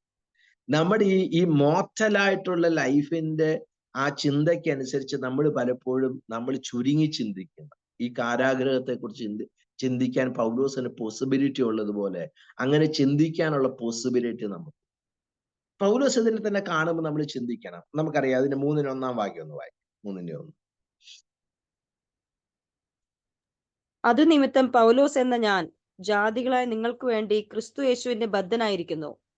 അതു നിമിത്തം പൗലോസ് എന്ന ഞാൻ ജാതികളായ നിങ്ങൾക്ക് വേണ്ടി ക്രിസ്തുയേശുവിന്റെ ബദ്ധനായിരിക്കുന്നു. അപ്പൊ പൗലോസ് ഈ കാരാഗ്രഹത്തിൽ കിടക്കുമ്പം താൻ ആരുടെ ബദ്ധനാണെന്ന് അറിയുന്നത് കൊണ്ട് താൻ ഏത് കുടുംബത്തിന്റെ അംഗമാണെന്ന് മനസ്സിലാക്കാൻ വളരെ ബുദ്ധിമുട്ടൊന്നുമില്ല. ഞാൻ എന്തുകൊണ്ടാണ് ഞാൻ ഈ സാഹചര്യത്തിലായിരിക്കുന്നത്? എന്തുകൊണ്ടാണ് എൻ്റെ ലൈഫിനകത്ത് ഇങ്ങനെ ഒരു സാഹചര്യത്തിൽ ഞാൻ ചെന്നുപെട്ടു? അതിനകത്ത് ഒരു ക്രിസ്തുവിന്റെ കാരണം, the reason was Jesus Christ. കാരണം എന്നെ വിളിച്ച ദൈവത്തിന്റെ അബദ്ധമൊന്നും പറ്റിയിട്ടൊന്നും. Because of him I am here in the present. ഞാൻ കർത്താവ് നിമിത്തമാണ് ഞാൻ ഇവിടെ ആയിരിക്കുന്നത് എന്ന് വെച്ച പൗലോസ് ഇന്നും ആ പ്രസന്റിലായിരുന്നു? ഒന്നുമല്ലായിരുന്നു. എന്നാൽ ദൈവം ഈ ലോകം വിട്ടുപോയപ്പോ താൻ ഈ പ്രസന്റിലല്ലേ കടന്നത്. നമ്മൾ ഉദ്ദേശിക്കുന്ന പോലെയുള്ള വിടുതലൊന്നും പൗലോസിന് കിട്ടി. പൗലോസിന്റെ പ്രത്യാശയ്ക്ക് ഭംഗവും വന്നു. നമ്മളാണെങ്കിൽ അവസാനം അങ്ങനെ ഒരു കാരാഗ്രഹത്തിൽ കിടക്കാതെ പ്രത്യാശയ്ക്ക് എല്ലാം ഭംഗം വന്ന് ചിലപ്പം പോയത്. കാരണം അയ്യോ, ഞാൻ അങ്ങനെയല്ല ഒരു വിചാരിച്ചു. എന്നെ വിട്ടിപ്പിക്കുന്ന ദൈവം എന്നല്ല ഞാൻ നാട്ടുകാരോടൊക്കെ പറഞ്ഞത്. പക്ഷെ എന്റെ ലൈഫിൽ നിന്ന് നമ്മൾ ഈ വിടുതലും കണ്ടല്ലേ ജീവിച്ചു തുടങ്ങി. വിശ്വാസത്തിൽ വന്നപ്പോഴേ അവർ focus has change from Lord to this deliverance. വിടുവിക്കുന്ന ദൈവത്തിലുള്ള ആശ്രയത്തിൽ പകരം വിടുതലിനെ കോൺസെൻട്രേറ്റ് ചെയ്ത് ജീവിച്ചതുകൊണ്ട് we are now still sometimes going on എന്താ പറഞ്ഞ in trouble, in wavering. നമ്മുടെ ജീവിതത്തിനകത്ത് ഉലർച്ചകളും ഒലയിലും എല്ലാം വന്ന് നമ്മൾ നമുക്കൊരു എൻജോയ് ചെയ്യാൻ പറ്റുന്നില്ല. ജീവിതം സന്തോഷമാക്കുന്നത് സാഹചര്യത്തിന്റെ വെളിച്ചത്തിലല്ല, ഞാൻ ആരിലാണെന്നുള്ളതിന്റെ വെളിച്ചത്തിൽ. നമ്മൾ ആരിലാണെന്നുള്ളത് നമ്മൾ മനസ്സിലാക്കുമ്പോഴാണ് നമ്മൾ ശരിക്കുള്ള സന്തോഷപ്രദമാക്കി നമ്മുടെ ജീവിതത്തെ മാറ്റും. അത് നമ്മുടെ സാഹചര്യങ്ങൾ മാറിയും തിരിഞ്ഞും ഒക്കെ ഇരിക്കും. അതൊന്നും ഒരു കാര്യമായ കാര്യമല്ല. അതിനകത്തൊന്നും എക്സൈറ്റഡ് ആകേണ്ട കാര്യമില്ല, നിരാശപ്പെടേണ്ട കാര്യമില്ല. ഒരിക്കൽ ഒരു ദൈവദാസൻ അദ്ദേഹം ഫോൺ വിളിച്ചുകൊണ്ടിരുന്നപ്പോൾ വാച്ച്മാൻ എന്ന് പറഞ്ഞൊരു ദൈവദാസൻ, അദ്ദേഹത്തിന്റെ പുസ്തകത്തിൽ ഞാൻ വായിച്ചതാണ്. അദ്ദേഹത്തെ കുറിച്ച് അദ്ദേഹം എഴുതിയ പുസ്തകമല്ല, വേറൊരാൾ അദ്ദേഹത്തെ കുറിച്ച് എഴുതിയ പുസ്തകത്തിനകത്ത് എഴുതിയിട്ടുള്ള കാര്യം. ഒരിക്കൽ അദ്ദേഹത്തെ ആരോ ഫോൺ വിളിക്കണം. അപ്പൊ അദ്ദേഹം അവിടെ ഇരുന്നുകൊണ്ട് yes brother, thank you brother, thank you, yes brother, thank you എന്നൊക്കെ പറയുക. അപ്പം ഫോണെല്ലാം വിളിച്ച് കഴിഞ്ഞ് അദ്ദേഹത്തിന്റെ ഭാര്യ അദ്ദേഹത്തോട് ചോദിച്ചു, ആരാ വിളിച്ചത്? ഇന്ന ആളാ വിളിച്ചത്. എന്താ അദ്ദേഹം പറഞ്ഞു? അദ്ദേഹം നല്ല തെറിയാ വിളിച്ചത് ഫോണിൽ. അല്ല, അപ്പൊ നിങ്ങൾ ഈ സർ താങ്ക് യു എന്ന് പറഞ്ഞതിന്റെ കാരണം എന്താ എന്ന് അദ്ദേഹം ചോദിച്ചപ്പോൾ അദ്ദേഹം അതിന് പറഞ്ഞ മറുപടി പറഞ്ഞതാ, എന്നെ ആരെങ്കിലും പൊക്കി പറയുമ്പോൾ പൊങ്ങാനും എന്നെ ആരെങ്കിലും താഴ്ത്തി പറയാനും താഴാനും ഞാൻ ജീവിച്ചിരുന്നിട്ട് വേണ്ടേ? ഞാൻ എന്നേ യേശുവിനോടുകൂടെ ക്രൂശിക്കപ്പെട്ടു. നമ്മുടെ ട്രബിളിന് കാരണമാണ് ഈ ക്രൂശ് വീണ്ടും വേണം ജീവിതത്തിനകത്ത് പ്രവർത്തിക്കാൻ ഇടം നമ്മൾ ഇതുവരെയും കൊടുത്തിട്ട്. അതുകൊണ്ട് ആരെങ്കിലും പറയുമ്പോൾ നമ്മൾ പൊങ്ങാനും ആരെങ്കിലും താഴ്ത്തുമ്പോൾ നമ്മൾ താഴാൻ, നമ്മൾ ക്രിസ്തുവിലാണെന്നും ഇനി ജീവിക്കുന്ന ഞാനല്ല ക്രിസ്തുവാണെന്നുള്ളത് കേവലം ഒരു ഉപദേശമായിട്ടല്ല, ഒരു ജീവിതത്തിന്റെ മാറ്റാൻ കഴിയാത്ത ഒരു യാഥാർത്ഥ്യമായിട്ട് അനുഭവിക്കാൻ തുടങ്ങും. ഈ ചേഞ്ചസ് അവർ പെർസ്പെക്റ്റീവ്. അത് നമുക്ക് പിന്നെ ഒരു സന്തോഷമായിട്ടാണ്, അതൊരു ആനന്ദമായിട്ട് മാറും. ദൈവം ആഗ്രഹിക്കുന്നത് അങ്ങനെ ഒരു രൂപാന്തരമാണ്. നമുക്ക് ഈ നമുക്ക് തിരിഞ്ഞ് നമുക്ക് എഫേഷ്യൻസിനകത്തെ ആ വാക്യം തന്നെ വരാം. എഫേസ്യർക്ക് എഴുതിയ ലേഖനം അതിന് 3-ാം അധ്യായത്തിന്റെ 14-ാം വാക്യം. അതു നിമിത്തം ഞാൻ സ്വർഗത്തിലും ഭൂമിയിലുമുള്ള സകല കുടുംബത്തിനും പേർ വരുവാൻ അത് നിമിത്തം ഞാൻ സ്വർഗത്തിലും ഭൂമിയിലുമുള്ള ഭൂമിയിലുമുള്ള സകല കുടുംബത്തിനും പേർ വരുവാൻ ആ കാരണമായ പിതാവിന്റെ സന്നിധിയിൽ മുട്ടുകുത്തുന്നു. നോക്കിയേ, ഈ സകല കുടുംബത്തിനും എന്ന് വെച്ച് കഴിഞ്ഞാൽ ഹോൾ ഫാമിലി ഓഫ് ഗോഡ്, ഈ മുഴു ദൈവത്തിന്റെ കുടുംബത്തെയും പൗലോസ് കണ്ടിട്ട് പറയുകയാണ്. പൗലോസ് മുട്ടുകുത്തുന്നതിന് കാരണം ദൈവത്തിന്റെ ആ വലിയ മാസ്റ്റർ പ്ലാൻ കണ്ടപ്പം പൗലോസിന് മനസ്സിലായി, you know I need to pray in a different manner. I need to pray for certain things which is very important.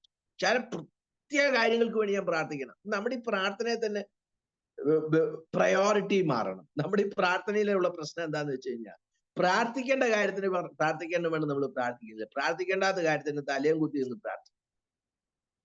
And we think that we can change God rather than God changes. ദൈവത്തെ വ്യത്യാസപ്പെടുത്താൻ നിൽക്കുന്നവരാ ബന്ധിക്കോസുകാരെന്ന് പറയും. കാരണം ഞാൻ എപ്പോഴും പറയണ്ട, അബ്രഹാമിന്റെ സന്തതികളാണോ യാക്കോബിന്റെ സന്തതികളാണോ എന്ന് ചോദിച്ചു കഴിഞ്ഞാൽ യാക്കോബിന്റെ സന്തതികളാണ് ബന്ധിക്കോസുകാർ. ബാക്കി എല്ലാവരും പിന്നെ ആരുടെ സന്തതിയാന്ന് എനിക്കറിയത്തില്ല എന്ന് പറയും. കാരണം എന്താന്ന് വെച്ച് കഴിഞ്ഞാൽ ദ റീസൺ, നമ്മുടെ ചിന്ത പിടിച്ചു വാങ്ങിക്കണം, എങ്ങനെയെങ്കിലും പിടിച്ചു വാങ്ങിക്കണം, എങ്ങനെയെങ്കിലും പിടിച്ചാൽ നമ്മുടെ കുറവ് വെളിപ്പെടുന്നതല്ലാതെ നമ്മൾ വിചാരിക്കുന്നത് പോലെ ദൈവത്തിനെ വ്യത്യാസപ്പെടുത്താൻ കഴിയും. ഗോഡ്, നമുക്കങ്ങനെ ചേഞ്ച് ചെയ്യാൻ പറ്റത്തില്ല ദൈവത്തെ. അത് നമ്മുടെ തെറ്റിദ്ധാരണയാണ്. നമ്മുടെ ചിന്ത കണ്ണുനീരിനെ മറികെടുക്കാത്ത ദൈവം എന്നൊക്കെ നമ്മൾ ഫ്രേസ് ഉണ്ടാക്കി അങ്ങ് വെച്ചങ്ങ് പ്രാർത്ഥിച്ചേക്കുക. അങ്ങനെ നമ്മുടെ കണ്ണുനീരിനെ മറികെടുക്കാത്തവരാണ്. സുറേബേക്കാലെ സ്ത്രീ നിലവിളിച്ച് പറഞ്ഞിട്ട് കർത്താവ് മാറി. ശിഷ്യന്മാരെ പോലും പറഞ്ഞു, അവളെ ഇങ്ങനെ കഷ്ടപ്പെടുന്നത് കണ്ടിട്ടില്ലേ, അവിടെ ഒന്ന് വിടുവിച്ചു കൊടുത്താട്ടെ എന്ന് പറഞ്ഞിട്ട് കർത്താവ് മാറി. ഇത് കർത്താവിന്റെ ചിന്തയിലേക്ക് നമ്മൾ വരികയല്ലാതെ നമ്മുടെ ചിന്തയിലേക്ക് കർത്താവ് വരികയല്ല ചെയ്യും. നമുക്ക് പക്ഷെ ദൈവം പ്രവർത്തിക്കുന്ന രീതി കാണുമ്പോൾ നമുക്ക് അങ്ങനെയൊക്കെ തോന്നും. അത് തെറ്റൊന്നുമല്ല. അത് കാരണം തോന്നുന്നതിന്റെ കുഴപ്പം എന്നാന്ന് വെച്ച് കഴിഞ്ഞാൽ നമ്മുടെ ആത്മീയമായിട്ടുള്ള വളർച്ചയുടെ പ്രശ്നം കൊണ്ടാണ്. നമുക്കറിയാമല്ലോ, ഇപ്പം നമ്മുടെ ഈ കൊച്ചു പിള്ളേര് അപ്പന്റെ അമ്മയുടെ മടിയിലിരുന്ന് അപ്പന്റെ അമ്മയുടെ മുടിക്കൊക്കെ പിടിക്കുമ്പം അവർക്ക് തോന്നുന്നു അവരുടെ കയ്യിൽ ഇപ്പൊ അപ്പനും അമ്മ ഇരിക്കുന്നതെന്ന് തോന്നും. സത്യത്തിൽ അവർ അപ്പന്റെ അമ്മയുടെ കയ്യിലാണ് ഇരിക്കുന്നതെന്നുള്ളത് അവർക്ക് തോന്നത്തില്ല. അത് സ്വാഭാവികമായിട്ടുള്ള ഒരു കാര്യം. എന്ന് പറഞ്ഞതുപോലെ നമുക്ക് അങ്ങനെയൊക്കെ തോന്നും. പക്ഷെ നമ്മുടെ തോന്നല് മാത്രമാണ്. He never changes. അപ്പം ഈ ഒരു വസ്തുത നമ്മൾക്ക് ഈ ഭാഗത്ത് നമുക്കിത് കാണാനായിട്ട് സാധിക്കും. പൗലോസ് പറയുന്നതാണ്. പൗലോസ് പറയുന്നത് സ്വർഗത്തിലും അത് പൗലോസിന്റെ ഫ്രേസ് അതിന് മുമ്പുള്ള പല കാര്യങ്ങൾ പഠിക്കുമ്പോഴാണ് നമുക്കത് മനസ്സിലാക്കുന്നത്.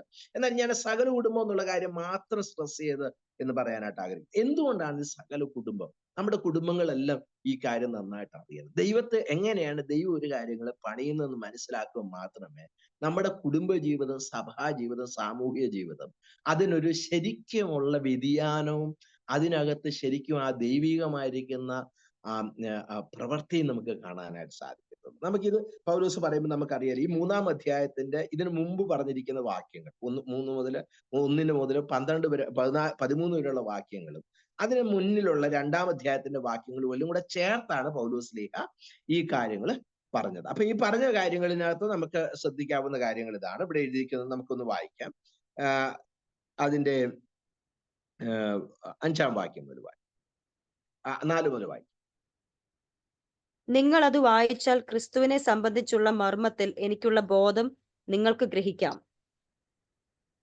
ആ മർമ്മം ഇപ്പോൾ അവന്റെ വിശുദ്ധ അപ്പോസ്തലന്മാർക്കും പ്രവാചകന്മാർക്കും ആത്മാവിനാൽ വെളിപ്പെട്ടതുപോലെ പൂർവ്വകാലങ്ങളിൽ മനുഷ്യർക്ക് അറിവായി വന്നിരുന്നില്ല.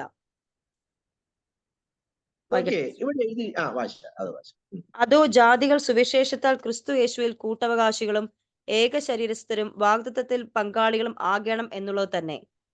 പൗലോസിന് ഒരു മർമ്മം വെളിപ്പെട്ടു. മർമ്മം ഇതാണ് അദ്ദേഹം പറയുന്നത്. ജാതികൾ ഇവിടെ എഴുതിയിരിക്കുന്നത് എങ്ങനെയാണ്? ജാതികൾ സുവിശേഷത്താൽ ക്രിസ്തുവിന്റെ കൂട്ടവകാശികളും ഏക ശരീരസ്ഥരുമായിരിക്കും. ഈ ഒരു മർമ്മം, ജാതികൾ ക്രിസ്തു, ഇത് നമ്മൾക്ക് തോന്നുമ്പോൾ ഇത് വലിയ കാര്യമൊന്നായിട്ട് നമുക്ക് തോന്നത്തില്ല, പക്ഷെ ഇതൊരു വലിയൊരു കാര്യമാണ്. യഹൂദന്റെ പെർസ്പെക്റ്റീവിൽ നിന്നും അന്നത്തെ പശ്ചാത്തലത്തിന്റെ ഇതിൽ നിന്ന് നമ്മൾ നോക്കുകയാണ്, ഒരിക്കലും ചേർന്നു പോകാത്ത രണ്ട് വിഭാഗമാണ്. അന്നത്തെ യഹൂദന്മാര് നായ്ക്കൾ എന്നായിരുന്നു ജാതികളെ വിളിച്ചത്. അത്രമാത്രം അവര് ജാതീയ പശ്ചാത്തലത്തിൽ പരിച്ഛേദന ഏക്കാത്തവരെ സംബന്ധിച്ച് അഗ്രചാർമ്മികളെ അത്രമാത്രം നീചമായിട്ട് അവർ കരുതിയിരുന്ന, അവരൊരു റോയൽ ഫാമിലിയാണെന്ന് അവർ കരുതിയിരുന്ന, അതിനകത്ത് അവർ അഹങ്കരിച്ചിരുന്ന, അവരെ ഈ ക്രിസ്തുവേശുവിന്റെ കൂട്ടവകാശികളാക്കി തീർക്കുക എന്ന് പറഞ്ഞത് അവർക്കൊരിക്കലും അക്സെപ്റ്റ് ചെയ്യാൻ പറ്റാത്തത്. പൗലോസ്ലീഹായെ വ്യത്യാസപ്പെടുത്തിയ ഒരു വസ്തുത, ഈ ജാതികളെ ദൈവം അക്സെപ്റ്റ് ചെയ്യുന്നു, ദൈവം അവരെ സ്വീകരിച്ചിരിക്കുന്നു എന്നുള്ള വസ്തുത പൗലോസിനെ വളരെ വ്യത്യാസപ്പെടുത്താനായിട്ട് ഇടവന്നു. ഇവിടെ എഴുതിയിരിക്കുന്നത് കാര്യം അതാണ്. പൗലോസ് പറയുന്നത്, നമ്മളത് വായിക്കുമ്പോൾ, അതോ ജാതികൾ സുവിശേഷത്താൽ ക്രിസ്തുവേശുവിന്റെ കൂട്ടവകാശികൾ ഏക ശരീരസ്ഥരും വാഗ്ദത്തത്തിന്റെ പങ്കാളികളും ആകണമെന്നുള്ളത് തന്നെ. എന്നിട്ട് ശ്രദ്ധിച്ചുകൊണ്ട് തന്നെ 7-ാം വാക്യം, ആ സുവിശേഷം എന്ന് പറഞ്ഞാൽ അതാ,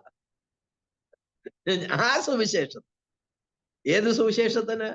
ഈ ജാതികളും ക്രിസ്തുവിന്റെ ഇതിന്റെ കൂട്ടവകാശികളാണെന്നും ഉള്ള സുവിശേഷത്തിന് പൗലോസ് പറയുകയാണ്, സുവിശേഷത്തിന് ഞാൻ അവന്റെ ശക്തിയുടെ വ്യാപാര പ്രകാരം എനിക്ക് ലഭിച്ച ദൈവത്തിന്റെ കൃപാദാനത്താൽ ശുശ്രൂഷകനായിരുന്നു. അങ്ങനെയാണ് ഞാൻ ഈ കൃപായുടെ ദാനത്താൽ ഈ ഒരു ശുശ്രൂഷകനായിട്ട് ഞാൻ വരും. ഈ ശുശ്രൂഷയുടെ വലിപ്പം അറിയുന്നത് എങ്ങനെയാന്ന് വെച്ച് കഴിഞ്ഞാൽ, നമുക്ക് ശുശ്രൂഷയുടെ വലിപ്പം അറിയുന്ന എപ്പോഴാന്ന് വെച്ച് കഴിഞ്ഞാൽ, ഞാൻ അങ്ങോട്ട് കൈവച്ച് പ്രാർത്ഥിച്ചപ്പോ എന്റെ ദൈവമേ ഭയങ്കര ശക്തി അങ്ങോട്ട് വ്യാപരിച്ച് അന്നേരം സൗഖ്യം ഉണ്ടായി. എന്റെ ദൈവമേ, ഞാനും അത്ര മോശക്കാരനല്ല. എന്റെ ഒരു സ്നേഹിതൻ രാജസ്ഥാനിലുള്ള ഒരു ചെറുപ്പക്കാരനായിരുന്നു. അപ്പൊ അവന് ഒരിക്കൽ ഞങ്ങൾ മംഗലാപുരത്തായിരുന്ന സമയത്ത് ഒരു വിദേശത്ത് നിന്ന് ഒരു ദൈവാസൻ അവിടെ ശുശ്രൂഷിക്കാനായിട്ട് പ്രവർത്തിക്കാനായിട്ട്, അപ്പൊ അദ്ദേഹം പ്രസംഗിക്കാനായിട്ട് വന്നു. അപ്പൊ ഇവൻ മീറ്റിങ്ങിന് പോയപ്പോൾ ഇദ്ദേഹം ആൾക്കാരെയൊക്കെ പ്രാർത്ഥിക്കാനായിട്ട് വിളിച്ചപ്പോ ഇവൻ ചെന്നപ്പോ ഇവൻ പ്രാർത്ഥിച്ചപ്പോ ഇത് കൈവച്ച് പ്രാർത്ഥിക്കും, ഇവൻ താഴോട്ട് മറിഞ്ഞു വീഴും. ഷായിപ്പന് ഭയങ്കര സന്തോഷം, പുള്ളിക്ക് ഭയങ്കര സോ ഹാപ്പി. കാരണം പുള്ളിയുടെ ജീവിതത്തിൽ ആദ്യമായിട്ട് ഒരാൾ പുള്ളി പ്രാർത്ഥിച്ചപ്പം വീഴും. അപ്പം പുള്ളിക്ക് ഭയങ്കര സന്തോഷമായി. അപ്പൊ കാരണം ദൈവം പുള്ളിയെ മൈറ്റിയായിട്ട് യൂസ് ചെയ്യുന്നല്ലോ എന്നൊക്കെ. എന്നിട്ട് ഇവൻ എന്നോട് വന്ന് പറഞ്ഞ കാര്യം കേട്ടത് ചിരിച്ചു. അവൻ പറഞ്ഞു, എന്റെ ബ്രദറെ, ഞാൻ രാജസ്ഥാനിൽ വെച്ച് പ്രാർത്ഥിച്ചപ്പോൾ ഇതുപോലെ ഒരു പാസ്റ്റർ പ്രാർത്ഥിച്ചപ്പോൾ ഞാൻ താഴെ വീണു. അപ്പൊ ഇദ്ദേഹം പ്രാർത്ഥിച്ചപ്പോൾ ഞാൻ താഴെ വീഴാതിരുന്നാലും കുഴപ്പമില്ല, അതുകൊണ്ട് ഞാൻ അങ്ങ് താഴെ വീണതാ, അല്ലാതെ പുള്ളി പ്രാർത്ഥിച്ചിട്ട് വീണതല്ല. ഞാൻ ആലോചിക്കുക ആ ദൈവദാസൻ എന്തൊരു തെറ്റിദ്ധാരണയോട് കൂടിയായിരിക്കും അവിടെ. കാരണം അവന്റെ ചിന്തയ്ക്കകത്ത് ഒന്ന് വീണ് കിട്ടിയപ്പോഴെന്തോ വീഴണമെന്ന് അവനങ്ങ് ധരിച്ചു പോയി. ഞാൻ അവന്റെ ഹോൾ ഹിസ്റ്ററി പറയാൻ നിങ്ങളോട് ആഗ്രഹിക്കുന്നില്ല. അവനൊരു ഇച്ചിരി പെശകായ ഒരു ചെറുപ്പക്കാരൻ. നമ്മുടെയൊക്കെ പിള്ളേരുടെ പെശകൊന്നും നമുക്ക് പലപ്പോഴും അറിയുന്നു. നമ്മുടെ പിള്ളേരുടെയൊക്കെ നമ്മൾക്ക് ശരിക്കും ഉള്ളത് അറിയണമെങ്കിൽ അങ്ങനെ അവരുടെ കൂടെ പോയി താമസിച്ചാലേ അറിയും. യുനോ, അവൻ ഭയങ്കര സ്പിരിച്വൽ. അവനൊരു കൺവെൻഷന് പോയി 45 മിനിറ്റ് പ്രസംഗിച്ച കഥ എനിക്കറിയാം. But you know how he lived, വളരെ വ്യത്യസ്തം. ആ പ്രസംഗം പോലും എന്നെ പറ്റിച്ച് അവൻ പഠിച്ചിട്ട് പോയി പ്രസംഗിച്ചു. ഇങ്ങനെ കൺവെൻഷന് പ്രസംഗിക്കാനാന്ന് അവൻ എന്നോട് പറഞ്ഞില്ല. അവൻ എന്നോട് പറഞ്ഞു, ബിജോ, എനിക്ക് കൃപാവരങ്ങളെ കുറിച്ചിട്ട് ബ്രദറെ എനിക്ക് കുറച്ച് പറഞ്ഞു തരണമെന്ന്. ഞാൻ എന്റെ പരമാർത്ഥമായിട്ട് അവന് വലിയ പറഞ്ഞെല്ലാം കൂടി. ഇവൻ എന്ത് ചെയ്യുന്ന വെച്ച് കഴിഞ്ഞാൽ ഇത് പോയി ഒരു മീറ്റിങ്ങിന് കാച്ചാനായി ഉപയോഗിച്ചതെന്ന് എനിക്കറിയത്തില്ലായിരുന്നു. കാരണം എന്താന്ന് വെച്ച് കഴിഞ്ഞാൽ അവൻ അവിടുത്തെ ജനത്തെ അവൻ പറ്റിച്ചു. ഞാൻ പറഞ്ഞു കാരണം now he's in US somewhere.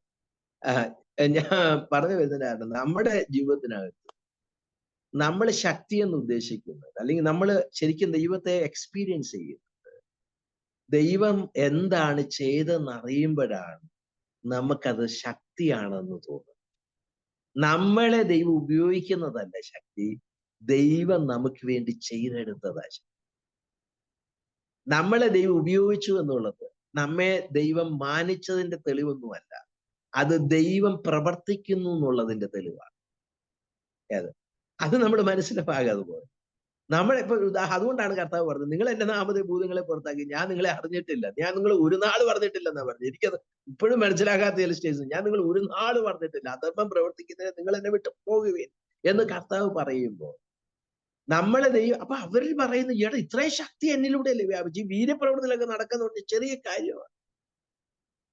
അത് നമ്മുടെ ഒരു ധാരണ മാത്രമാണ്. ദൈവം നമുക്ക് വേണ്ടി ചെയ്തതാ ദൈവശക്തി.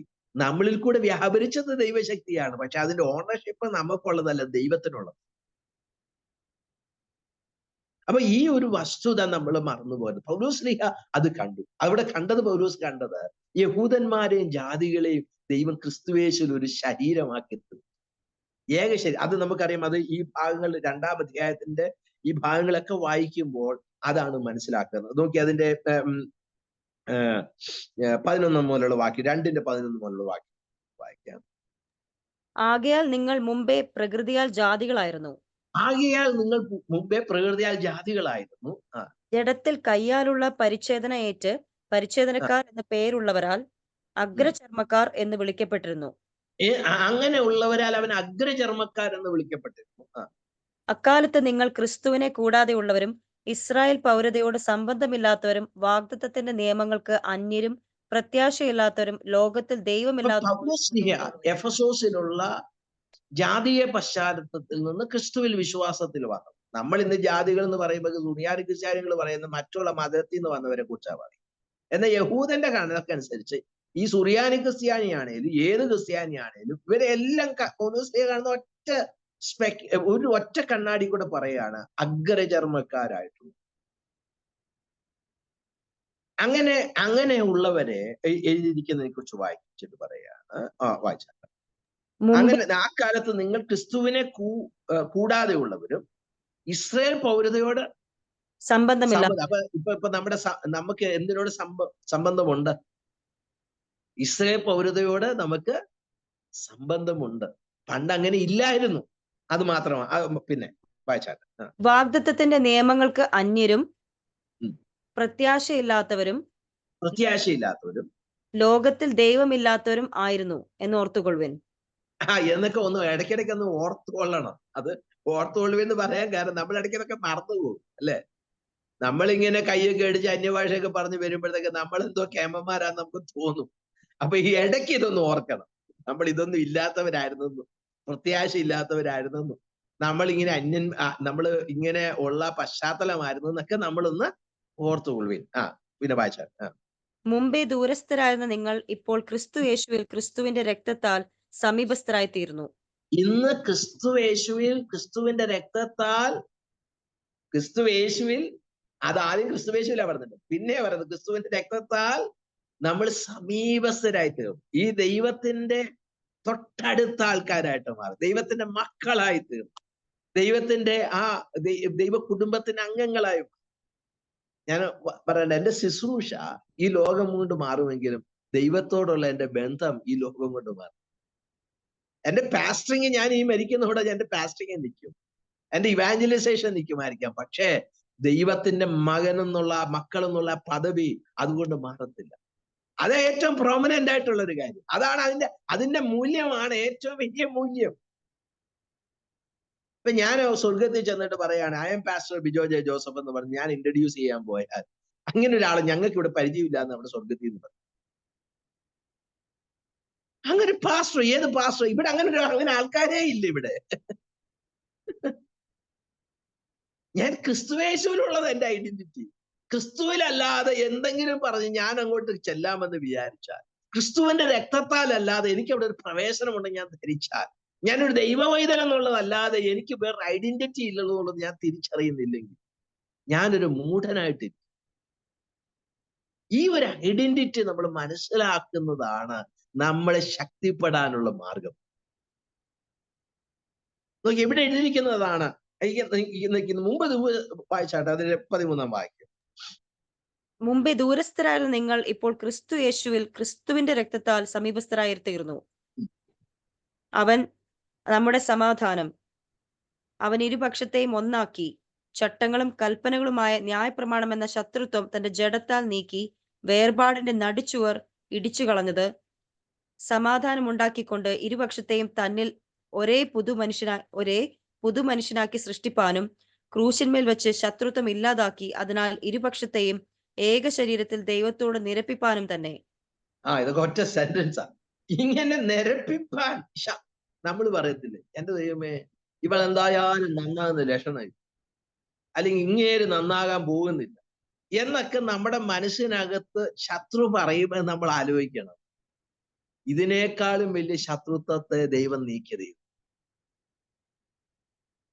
ഇത് ദൈവം തീർത്തത് ക്രൂശിലാണ്. അത് ഇരുപക്ഷത്തെ ഒന്നാക്കിയെങ്കിൽ നമ്മുടെ ഈ സ്വഭാവങ്ങളൊക്കെ ഓർത്തിട്ട് നമ്മൾ കിടന്ന് കരയേണ്ട കാര്യം. നമ്മുടെ ഏറ്റവും വലിയ പ്രശ്നം എന്നാന്ന് വെച്ചാൽ നമ്മുടെ പാർട്ട്ണറെ നന്നാക്കാൻ പോകുന്നതില്ല നമ്മൾ വീണു പോകും.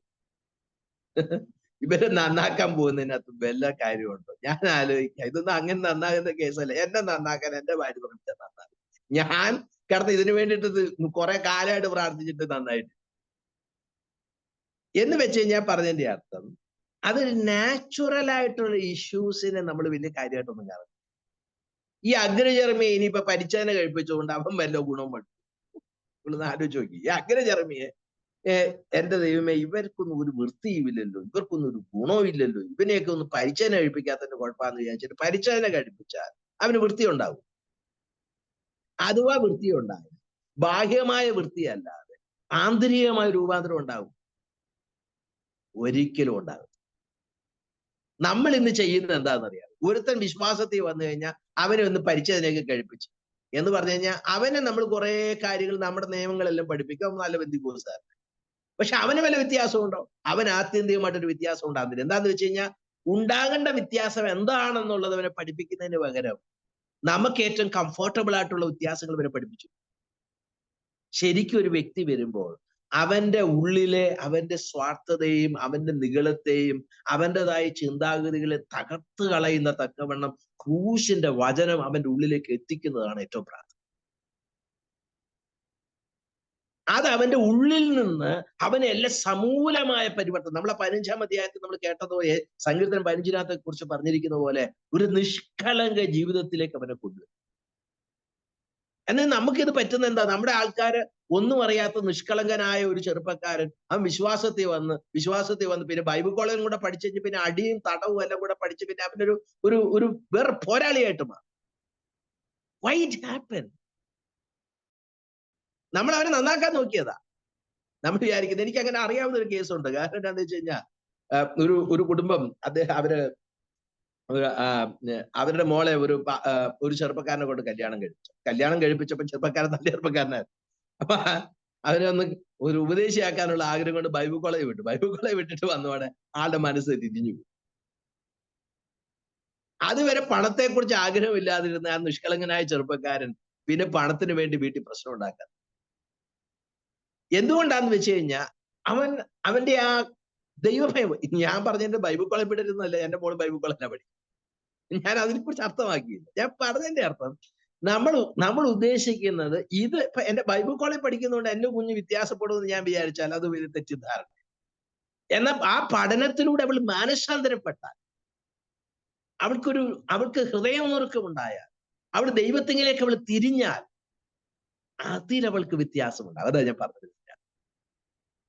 അതാണ് നമുക്ക് ആവശ്യം. ഒരു വ്യക്തി ക്രിസ്തു എനിക്ക് വേണ്ടി എന്ത് ചെയ്തുവെന്നും ഞാൻ ക്രിസ്തുവിൽ ആരാണെന്നും ഞാൻ ഒരു വ്യക്തി തിരിച്ചറിയുമ്പോഴാണ് ആ വ്യക്തിക്ക് വ്യത്യാസം ഉണ്ടാകുന്നത്. അവിടെയാണ് രൂപാന്തരം ഉണ്ടാകുന്നത്, അവിടെയാണ് ജീവന്റെ ഒഴുക്കുണ്ടാകുന്നത്, അവിടെയാണ് ക്രിസ്തു സ്വഭാവത്തിലേക്കുള്ള ഒരു വളർച്ച ഉണ്ടാകുന്നത്, അവിടെയാണ് ദൈവശക്തി ഉണ്ടാകുന്നത്.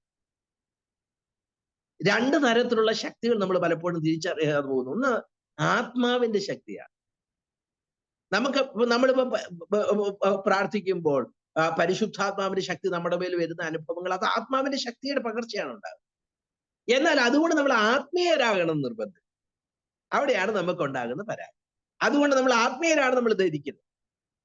ആത്മീയരാകുന്നത് എപ്പോഴാന്ന് വെച്ച് കഴിഞ്ഞാൽ ആത്മീയ ശക്തി നമ്മളിൽ ഉണ്ടാകുമ്പോഴാണ്. ആത്മീയ ശക്തി ഉണ്ടാകുന്നത് എങ്ങനെയാണ്? ആത്മീയ ശക്തി ഉണ്ടാകുന്നത് മാനസാന്തരത്തിലൂടെയും രൂപാന്തരത്തിലൂടെയും ദൈവത്തിന്റെ സ്നേഹത്തിൽ വളരുന്നതിലൂടെയും ക്രിസ്തുവിനെ അറിയേണ്ടതുപോലെ അറിയുന്നതിലൂടെയും ദൈവവചനത്തെ വേണ്ടുവണ്ണം ഗ്രഹിക്കുന്നതിലൂടെയൊക്കെ നമ്മൾ ആത്മീയരാകും.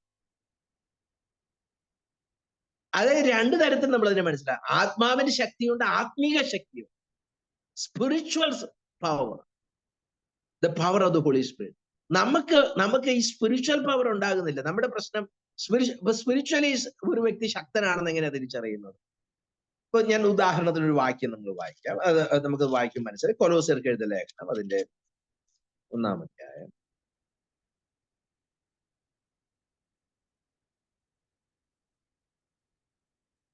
11-ാം വാക്യം.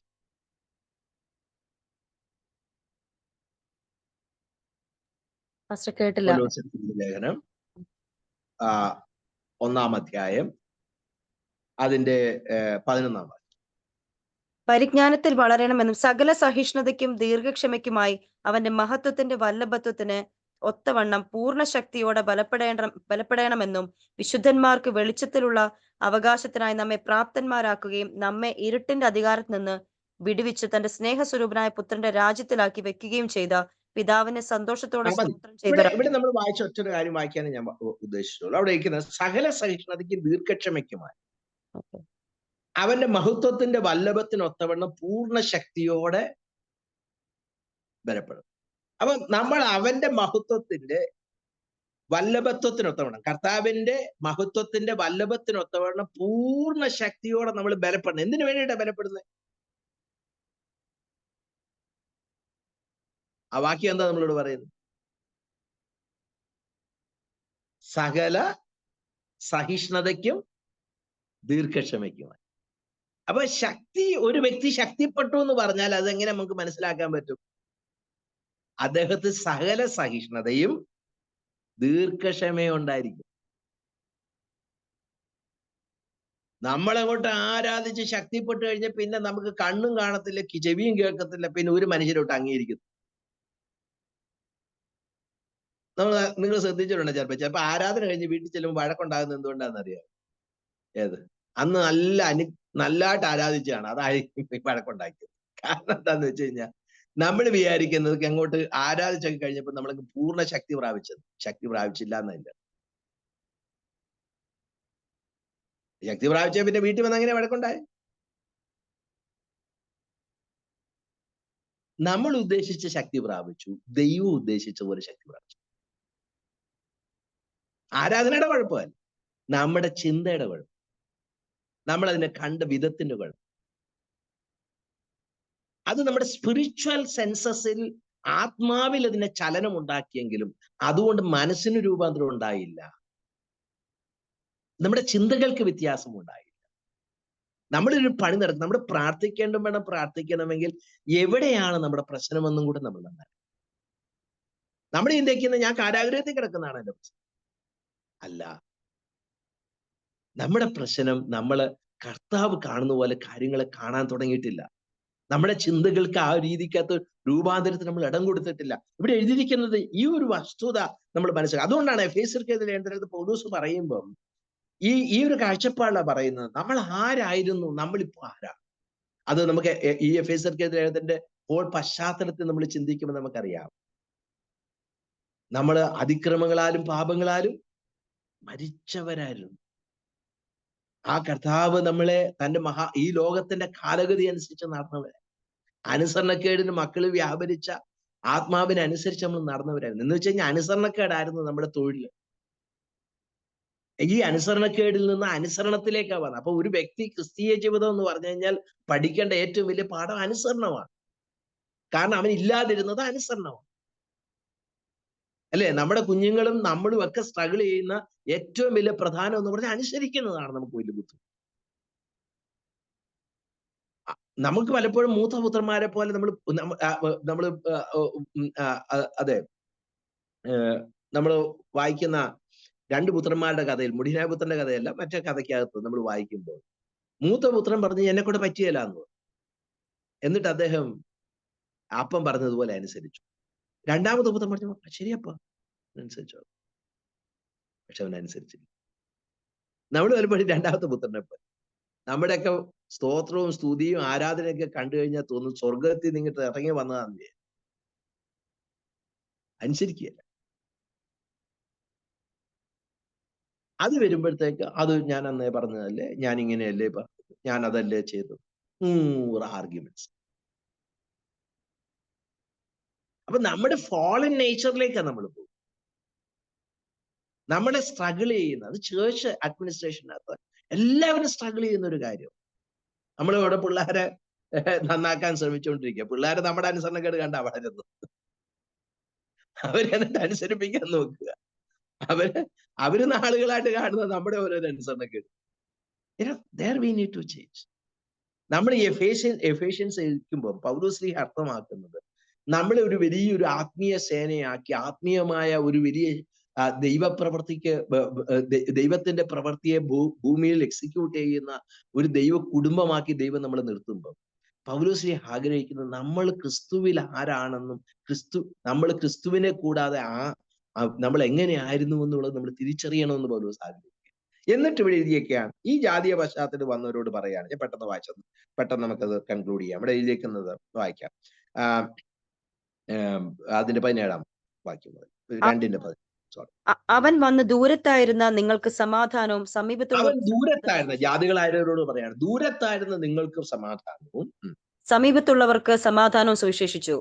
അവൻ സമാധാനം സുവിശേഷിച്ചു. സമാധാനം സുവിശേഷിച്ചു എന്ന് പറഞ്ഞാൽ അതിനർത്ഥം ദൈവത്തോടുള്ള സമാധാനം സുവിശേഷിച്ചു എന്നതിന്റെ അർത്ഥം. അല്ലാതെ എനിക്ക് സമാധാനമില്ലായിരുന്നു, യേശുവിനെ ഞാൻ അറിഞ്ഞതുകൊണ്ടാണ് എനിക്ക് സമാധാനം ഉണ്ടായത്. നമ്മൾ പറഞ്ഞത് എന്നാന്ന് വെച്ച് കഴിഞ്ഞാൽ ടെൻഷൻ മാറിയ കഥയായി പറഞ്ഞത്. അതല്ല ഇവിടുത്തെ പ്രശ്നം. ഇവിടുത്തെ കാര്യം ദൈവത്തോട് നല്ലൊരു ബന്ധം, ദൈവത്തോട് നല്ലൊരു പീസ് വിത്ത് ഗാഡ്. അതാണ് നമ്മൾ റോമർക്കെഴുതിയ ലേഖനം 5-ാം അധ്യായത്തിൽ വായിക്കുന്നത്. വിശ്വാസ നീതിയുടെ യേശുക്രിസ്തു മുഖാന്തരം ദൈവത്തോട് സമാധാനമുണ്ട്. 5:1. എന്നിട്ട് വായിക്കുകയാണ്, അങ്ങനെ നിങ്ങൾക്ക് ഇന്ന് ദൈവത്തോട് നല്ല സമാധാനമുണ്ട്. നിങ്ങൾക്ക് പണ്ട് സമാധാനം ഇല്ലായിരുന്നു, എന്നാ യഹൂദന്മാർക്കുണ്ടായിരുന്നു, ഇല്ലായിരുന്നു. അബ്രഹാമിന് സമാധാനം ഉണ്ടായത് അബ്രഹാം ദൈവത്തെ വിശ്വസിച്ചിട്ടാണ് ഉണ്ടായത്. ദാവീദിന് ദൈവത്തിന് സമാധാനം ഉണ്ടായത് യഹൂദനായി ജനിച്ചത് കൊണ്ടല്ല, അത് മാനസാന്തരപ്പെട്ടത് കൊണ്ടാണ്, ദൈവത്തിൽ ആശ്രയിച്ചത് കൊണ്ടാണ്. ആ പശ്ചാത്തലത്തിൽ ജനിച്ചത് കൊണ്ട് അവര് യഹൂദന്മാരായി തീർന്നതല്ല, ദൈവവുമായിട്ടുള്ള സമാധാന ബന്ധത്തിലേക്ക് വന്നാണ് അവർ ശരിക്കും യഹൂദന്മാരായി തീർന്നത്. അതുകൊണ്ടാണ് റോമർക്കെഴുതിയ ലേഖനം 2-ാം അധ്യായത്തിന്റെ അവസാന വാക്യം വായിക്കുന്നത്, പുറമേയുള്ള ഭരിച്ചതിനെ അല്ല, അത് ആത്മാവിലുള്ള ഹൃദയ പരിച്ഛേദനയാണ് ഭരിച്ചത്. അവന് മനുഷ്യനിൽ നിന്നും അവന് ദൈവത്തിൽ നിന്നും അപേക്ഷ ഉണ്ടാകും. കാരണം ആന്തരികമായ രൂപാന്തരമാണ് ദൈവത്തിന്റെ പ്രാധാന്യം. നമ്മൾ ഇന്ന് കാണുന്ന പോലെ ഇപ്പൊ നമ്മളെ കർത്താവ് കാണത്തില്ല. ഇപ്പൊ ഞാൻ ഒരു വെള്ള ഷർട്ട് ഇട്ടു, അല്ലെങ്കിൽ ഞാൻ ഇങ്ങനെ ഇട്ടു, ദൈവന്റെ ഈ വെള്ള ഷർട്ട് ഒന്നും കാണത്തേ ഇല്ല. അത് നമ്മുടെ ധാരണയാണ്. പിന്നെ എന്തിനാ ഞാൻ ഈ വെള്ള ഷർട്ട് ഇടുന്നത്? വെള്ള ഷർട്ട് ഇടുന്നത് എന്താന്ന് വെച്ച് കഴിഞ്ഞാൽ സഭയിൽ വരുമ്പോൾ അതിന്റെ ഒരു നല്ല കാര്യത്തിന് വെള്ള ഷർട്ട് ഇടുന്നതാണ്. നമ്മുടെ ജീവിതം വെള്ളയുള്ള ജീവിതമാണ്, വെണ്മയായ ഒരു ജീവിതം നയിക്കാൻ വിളിക്കപ്പെട്ടവരാണ് നമ്മളെന്ന് നമ്മൾ പറയുക. അതുകൊണ്ട് നമ്മളല്ലാതെ ജീവിക്കുമ്പോൾ നാട്ടുകാർ പറയുന്നത് കണ്ടിട്ട് വെള്ളയിട്ടുകൊണ്ട് നടക്കുന്നവൻ എന്ന് നാട്ടുകാർ പറയുന്നത്. കാരണം നമ്മൾ പറഞ്ഞത് എന്താ, ഈ വെള്ളയിട്ടുകൊണ്ട് നടക്കുന്ന പോലെ ജീവിക്കാൻ വിളിക്കപ്പെട്ടവരാ ഞങ്ങളെന്ന് നമ്മൾ പറയുന്നത് വെള്ളയെടുത്ത് എന്ന് പറയുന്നത് പോലെ ദൈവം നോക്കുമ്പോൾ ദൈവം നമ്മൾ ഇതൊന്നും കാണുന്നു. നീ ഏത് ഷർട്ട് കളർ ഇട്ടു, ഇതൊന്നും ദൈവം കാണുന്നത്. ദൈവം കാണുന്നത് നമ്മളെ വ്യത്യസ്തരായിട്ടാണ്. ദൈവം നമ്മുടെ ഉള്ളിനെ വെച്ചാ ദൈവം നമ്മളെ കാണും, നമ്മുടെ പ്രവർത്തികൾ. അതുകൊണ്ട് ന്യായവിധി സമീപിക്കുമ്പോൾ നമ്മുടെ പ്രവർത്തികൾക്കൊത്തവണ്ണം ന്യായവിധി ഉണ്ടാകും. ആ ന്യായം വിധിക്കുന്നത് എങ്ങനെയാ?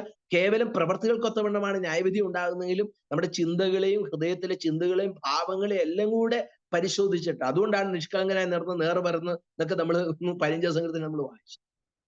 God deserves everything, he looks into our heart. അപ്പൊ ഈ ഒരു ഇതിനകത്ത് വായിക്കുകയാണ്, വായിച്ചാട്ടെ നമുക്ക് പെട്ടെന്ന് അത്.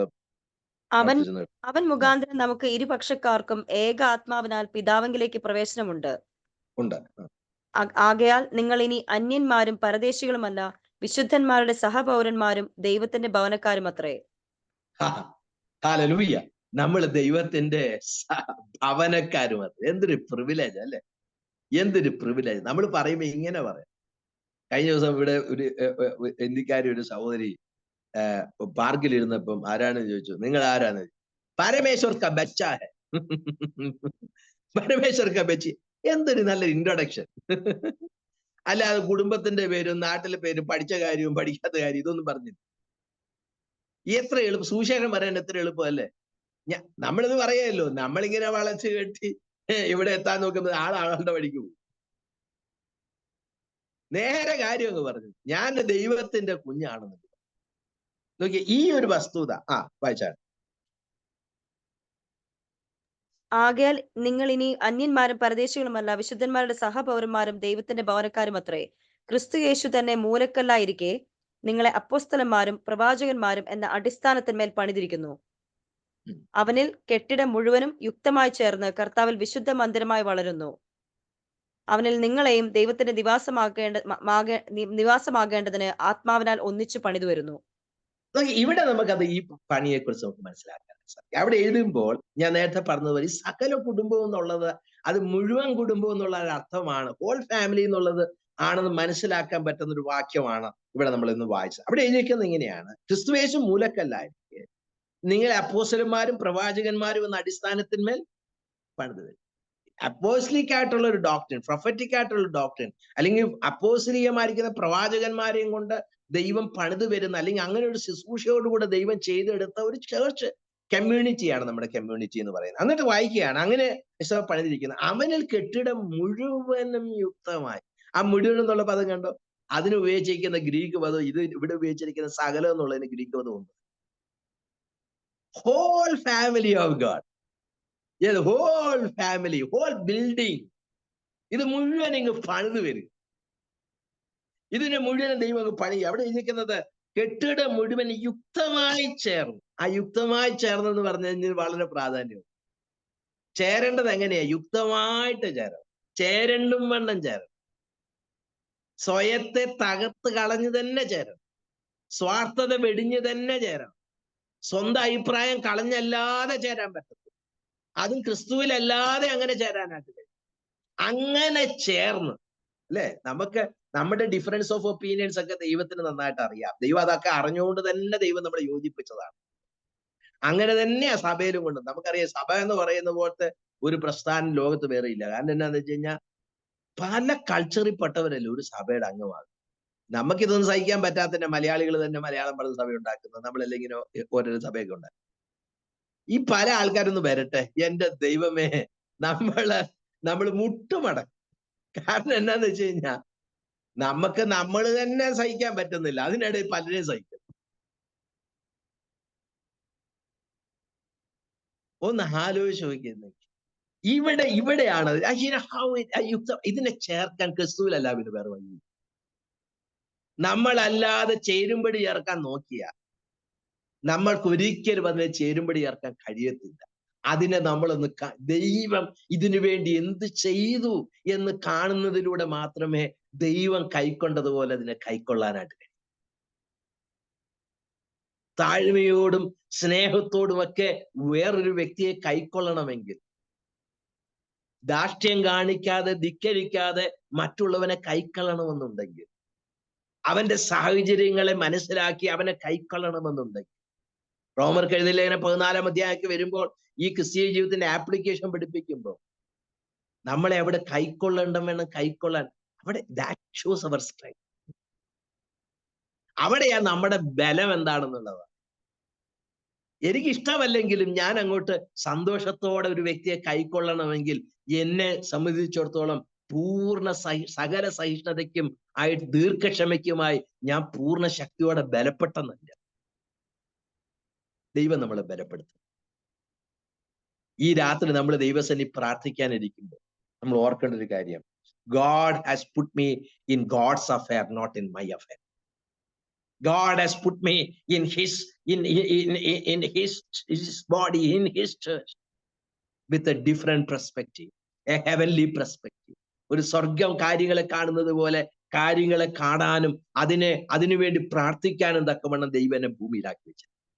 അത് മാത്രമല്ല, സ്വർഗത്തിലും ഭൂമിയിലുമുള്ള സകല ഈ മുഴുവൻ കുടുംബത്തിന്റെയും പേര് വരാൻ കാരണമായ പിതാവിന്റെ സന്നിധിയിലാണ് ഞാൻ.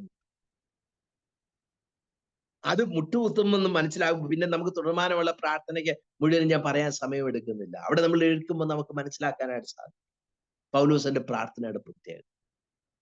പൗലോസ് പ്രാർത്ഥിക്കുന്നത് നമ്മുടെ പ്രശ്നങ്ങളൊന്നും അല്ല. പൗലോസ് ക്രിസ്തു വിശ്വാസത്താൽ ഒരു വ്യക്തിയുടെ ഹൃദയത്തിൽ വസിക്കുന്നതിനെ കുറിച്ച്, സ്നേഹത്തിൽ വേരൂന്നി അടിസ്ഥാനപ്പെടുന്നതിനെ കുറിച്ച് നമ്മൾ അതിനെക്കുറിച്ചൊക്കെ ചിന്തിക്കാറുണ്ട്. സ്നേഹത്തിൽ നമ്മൾ വേരൂന്നിട്ടുണ്ടോ? നമ്മൾ അതിനകത്ത് അടിസ്ഥാനപ്പെട്ടിട്ടുണ്ടോ? അങ്ങനെയാണെങ്കിൽ അതിന് നീളവും വീതിയും ഉയരവും ആഴവും നമ്മൾ അറിയാൻ കഴിയും. അത് ആരുടെ കൂടെ അറിയാൻ കഴിയും? അവിടെ വായിക്കുന്നത് സകല വിശുദ്ധന്മാരോടും കൂടെ ഗ്രഹിപ്പാൻ. ആ സകല വിശുദ്ധന്മാരെന്നുള്ളതിനൊക്കെ വളരെ അത് ശ്രദ്ധിക്കണം. നമ്മുടെ ഒരു കൊച്ചു കുടുംബമല്ല, വലിയ കുടുംബം. സകല വിശുദ്ധന്മാരോടും കൂടെ അങ്ങനെ അങ്ങനെ ഗ്രഹിച്ചു വരുമ്പോഴാണ് നമ്മൾ അതിന്റെ വ്യത്യാസം കാണാൻ. സകല കുടുംബത്തിന്റെയും ആ പേര് വരാൻ കാരണമായ പിതാവിന്റെ മുമ്പിൽ ഒന്ന് മുട്ടുമട. ഈ രാത്രി ദൈവസന്നിധി നിങ്ങൾ ഇവിടെ ഇരിക്കും. നിങ്ങൾക്ക് ധൈര്യത്തോടെ പറയാൻ പറ്റും, Lord, we have come into your presence, the father of the whole family. We are not alone. ഞങ്ങൾ ഒറ്റയ്ക്കല്ല. ഞങ്ങൾ കുറച്ചുപേര് ആ UK ഇങ്ങനെ ഒരു മുറിക്കാത്തിരിക്കുകയല്ല, വലിയ കുടുംബത്തിന്റെ അംഗങ്ങളാണ്. നിങ്ങൾ 4 പേരല്ല പ്രാർത്ഥന, ഒരു വലിയ സൈന്യം. നിങ്ങൾ കുറച്ചുപേര് ഇരുന്ന് കരഞ്ഞിട്ട് എന്ത് കിട്ടാനാ? പ്രമോഷൻ കിട്ടുന്ന കാര്യമാണ്, അതോ ട്രാൻസ്ഫർ കിട്ടുന്ന കാര്യമാണ്, അതോ സൗഖ്യം കിട്ടുന്ന കാര്യമാണ്? അതിനപ്പുറമായ അതൊക്കെ കൂട്ടത്തിൽ നടക്കും. പക്ഷെ അതിനപ്പുറമായ ചില ദൈവികമായിരിക്കുന്ന പ്രവർത്തികളിൽ ദൈവത്തോട് ചേർത്ത് ദൈവം അബ്രഹാമിനെ നിർത്തിയതുപോലെ, ദൈവം അബ്രഹാമിനെ ആ ഇടിവിൽ നിൽക്കാനായിട്ട് ശക്തീകരിച്ചതുപോലെ ഒരു വലിയ കുടുംബത്തിന് അത് കേവലം താനായിരിക്കുന്ന കനാൻ ദേശത്തിന്റെ മാത്രം വിഷയമല്ല, അതേ തന്റെ നെഫി ആയിരിക്കുന്ന ലോത്ത് ആയിരിക്കുന്ന സൊദോമിന്റെ വിഷയങ്ങളിൽ പോലും ഇന്റർഫിയർ ചെയ്യത്തക്കവണ്ണം ദൈവം ചില കാര്യങ്ങൾക്ക് വേണ്ടി നിർത്തുക. അതുപോലെ ദൈവം നമ്മൾ നിർത്തും. ദൈവത്തിന്റെ ഇവിടെ വായിക്കുന്ന ഇങ്ങനെ ദൈവത്തിന്റെ പർപ്പസിനെ കുറിച്ച് ഞാൻ ഒന്ന് ജസ്റ്റ് ഒന്ന് വായിച്ചിട്ട് ഞാൻ നിർത്താം. അവിടെ എഴുതിയിരിക്കുന്നതായിട്ട് 1-ാം അധ്യായത്തിന്റെ 10-ാം വാക്യത്തിൽ എഴുതിയിരിക്കുന്നത് അത് പൗലോസ് പറയാണ്, അവനിൽ താൻ 9-ാം വാക്യം, അവനിൽ താൻ നിർണയിച്ച തന്റെ പ്രസാദത്തിന് തക്കവണ്ണം തന്റെ ഹിതത്തിന്റെ മർമ്മം അവൻ നമ്മോട് അറിയിച്ചു. എന്താണ് ആ ഹിതത്തിന്റെ മർമ്മം? അത് അടുത്ത വാക്യം വായിക്കുകയാണ്, അത് സ്വർഗത്തിലും ഭൂമിയിലും ഉള്ളതെല്ലാം ക്രിസ്തുവിൽ ഒന്നായി ചേർക്കുക എന്നിങ്ങനെ കാലസമ്പൂർണതയിലെ വ്യവസ്ഥക്കായിക്കൊണ്ട്. ഞാനത് എക്സ്പ്ലെയിൻ ചെയ്യാനായിട്ട് ആഗ്രഹിക്കുന്നത്. സ്വർഗത്തിലും ഭൂമിയിലും ഉള്ളതെല്ലാം ക്രിസ്തുവിൽ ഒന്നായി. What is the mystery of his will?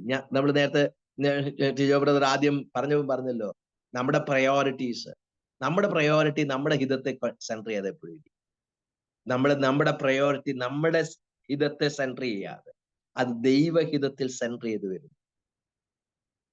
അതിന്റെ മാനം മാറും, അതിന്റെ ഡയമെൻഷൻ മാറും, ദൈവത്തിന്റെ ചിന്തകൾ മാറും. പണ്ട് വാര്യാപരിയോനാച്ച എന്ന് പറഞ്ഞൊരു ദൈവാസൻ പണ്ട് പറയുമായിരുന്നു. അദ്ദേഹത്തെ ഗൾഫിലും അവിടെ ഇവിടെയൊക്കെ വിളിക്കുമ്പോൾ അദ്ദേഹം അതുപോലത്തെ ഒരു പ്രത്യേക തരത്തിനകത്തുള്ള ശുശ്രൂഷകനായിരുന്നുകൊണ്ട് അദ്ദേഹം പറയുമായിരുന്നു, ഞാൻ കേട്ടിട്ടുണ്ട്, ഞാൻ അവിടെ എല്ലാം വരുന്നു. അദ്ദേഹം പോകത്തില്ലായിരുന്നു ദേശത്ത്, അദ്ദേഹം പോയിട്ടില്ലെങ്കിലും അദ്ദേഹം പറയും, ഞാൻ അവിടെ എല്ലാം വരുന്നുണ്ടായിരുന്നു എന്ന് എന്നോട് ഒരാൾ പറഞ്ഞു. ഞാനോ എങ്ങനെ വരുന്നു? ആത്മാവിൽ, പ്രാർത്ഥനയിൽ. നമുക്ക് കയറിച്ചല്ല ഈ പിതാവിന്റെ സന്നിധിയിലേക്ക് കയറിച്ച നമ്മളായിരിക്കുന്ന എവിടെയാണ് നമുക്ക് നമ്മുടെ മുട്ടുകളെ ദൈവസന്നിധി മടക്കാം. ദൈവത്തോട് പറയാം, കർത്താവെ, എനിക്ക് പല സ്വർഗത്തിലും ഭൂമിയിലും, അതൊക്കെ എത്ര സ്പിയർ അല്ലേ? ഞാൻ UK നിങ്ങൾക്ക് വേണ്ടി പ്രാർത്ഥിക്കുന്നു എന്നുള്ളത് ഒക്കെ ശരി തന്നെയാണ്. അല്ലെങ്കിൽ UK കാനഡയോ ഇതൊക്കെ നമുക്ക് ചിലപ്പോൾ നല്ല പ്രോസ്പെക്റ്റീവ് ആയിട്ടുള്ള സ്ഥലം കാണുമായിരിക്കും. പക്ഷേ before God it's everything is small.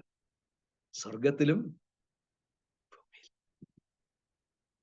ഇപ്പൊ ഞാൻ പറയാം, എനിക്ക് ചില സഹോദരങ്ങൾ UK എനിക്ക് ചില സഹോദരങ്ങൾ കാനഡയിലുണ്ട്, എനിക്ക് ചില സഹോദരങ്ങൾ അമേരിക്കയിലുണ്ടെന്ന് ഞാൻ പറയുന്നു. ഇവിടെ പറയുന്നത് അങ്ങനെയല്ല. ചിലരെനിക്ക് സ്വർഗത്തിലുണ്ട്, ഈ ഭൂമിയിൽ എനിക്ക്. ഞാനൊരു കൊച്ചു കുടുംബത്തിന്റെ അംഗമല്ല, ഒരു വലിയ കുടുംബത്തിന്റെ അംഗമാണ്. നമുക്ക് അങ്ങനെ പ്രാർത്ഥിക്കാം. നമുക്ക് നമ്മുടെ ആ സ്പിയർ ഒന്ന് വലുതാക്കാം. അതുകൊണ്ട് ആ വേദപുസ്തകം പറയുന്നത്, നിന്റെ ആ കുറ്റിയൊക്കെ ഒന്ന് അടിച്ച് കയറൊക്കെ ഒന്ന് നീട്ടി ആ കൂടാരത്തിന്റെ വിസ്തൃതി ഒന്ന് വലുതാക്കാം. നമുക്ക് പ്രാർത്ഥിക്കാം. നമുക്ക് ദൈവത്തോട് പറയാം, കർത്താവേ, ആ പൂർണ്ണ ശക്തിയോടെ ഞങ്ങൾ ബലപ്പെടാൻ ഒരു വലിയൊരു ആത്മീയ വളർച്ച ഉണ്ടാകും, വലിയ പരിവർത്തനം ഉണ്ടാകും, ശരിക്കുമുള്ള രൂപാന്തരം ഉണ്ടാകും. ഞങ്ങൾ അനുസരിക്കേണ്ട വണ്ണം അനുസരിക്കുന്നവരായി, കീഴടങ്ങും വണ്ണം കീഴടങ്ങുന്നവരായി. അവിടുന്ന് ഞങ്ങൾക്ക് വേണ്ടി ചെയ്തത് എന്താണെന്ന് കാണും. അതിവിടെ ഇരിക്കുന്നത് ആ മുഴുവൻ കെട്ടിടം ആത്മാവിനാൽ പണിതു വരുന്നു എന്ന് പറയുന്നു. ഇന്ന് ഈ രാത്രി സമയം നിങ്ങൾ അവിടെ ആയിരിക്കും. പരിശുദ്ധാത്മാവിനാൽ ഒരു പ്രവൃത്തി ദൈവം നിങ്ങൾ ചെയ്തുകൊണ്ടിരിക്കുക. എന്ത് പ്രവൃത്തിയാ ചെയ്യും? ഈ വലിയ കുടുംബത്തിന്റെ പണിയിൽ ദൈവം നിങ്ങളെ യുക്തമായി ചേർത്ത്. ഇന്ന് ദൈവത്തിന് പറയാനുള്ള സദ്വർത്തമാനം, ഈ വലിയ മുഴുവൻ കുടുംബത്തിന്റെയും പണി ദൈവം നിങ്ങളെയും യുക്തമായി ചേർത്ത്. നിങ്ങളൊരു കൊച്ചു വ്യക്തിയാണെങ്കിൽ ദൈവം പറയുകയാണ്, you are the part of this big family. Though you are small, you are the child of the great God, a big father, and you are in the part of a big community. നമ്മുടെ identity, നമ്മുടെ ചിന്തകളൊക്കെ ഒന്ന് മാറട്ടെ. നമുക്ക് പ്രാർത്ഥിക്കണം, പ്രാർത്ഥിക്കാം. കർത്താവ് ഈ വചനങ്ങളാൽ നമ്മെ സഹായിക്കുമാറാകട്ടെ.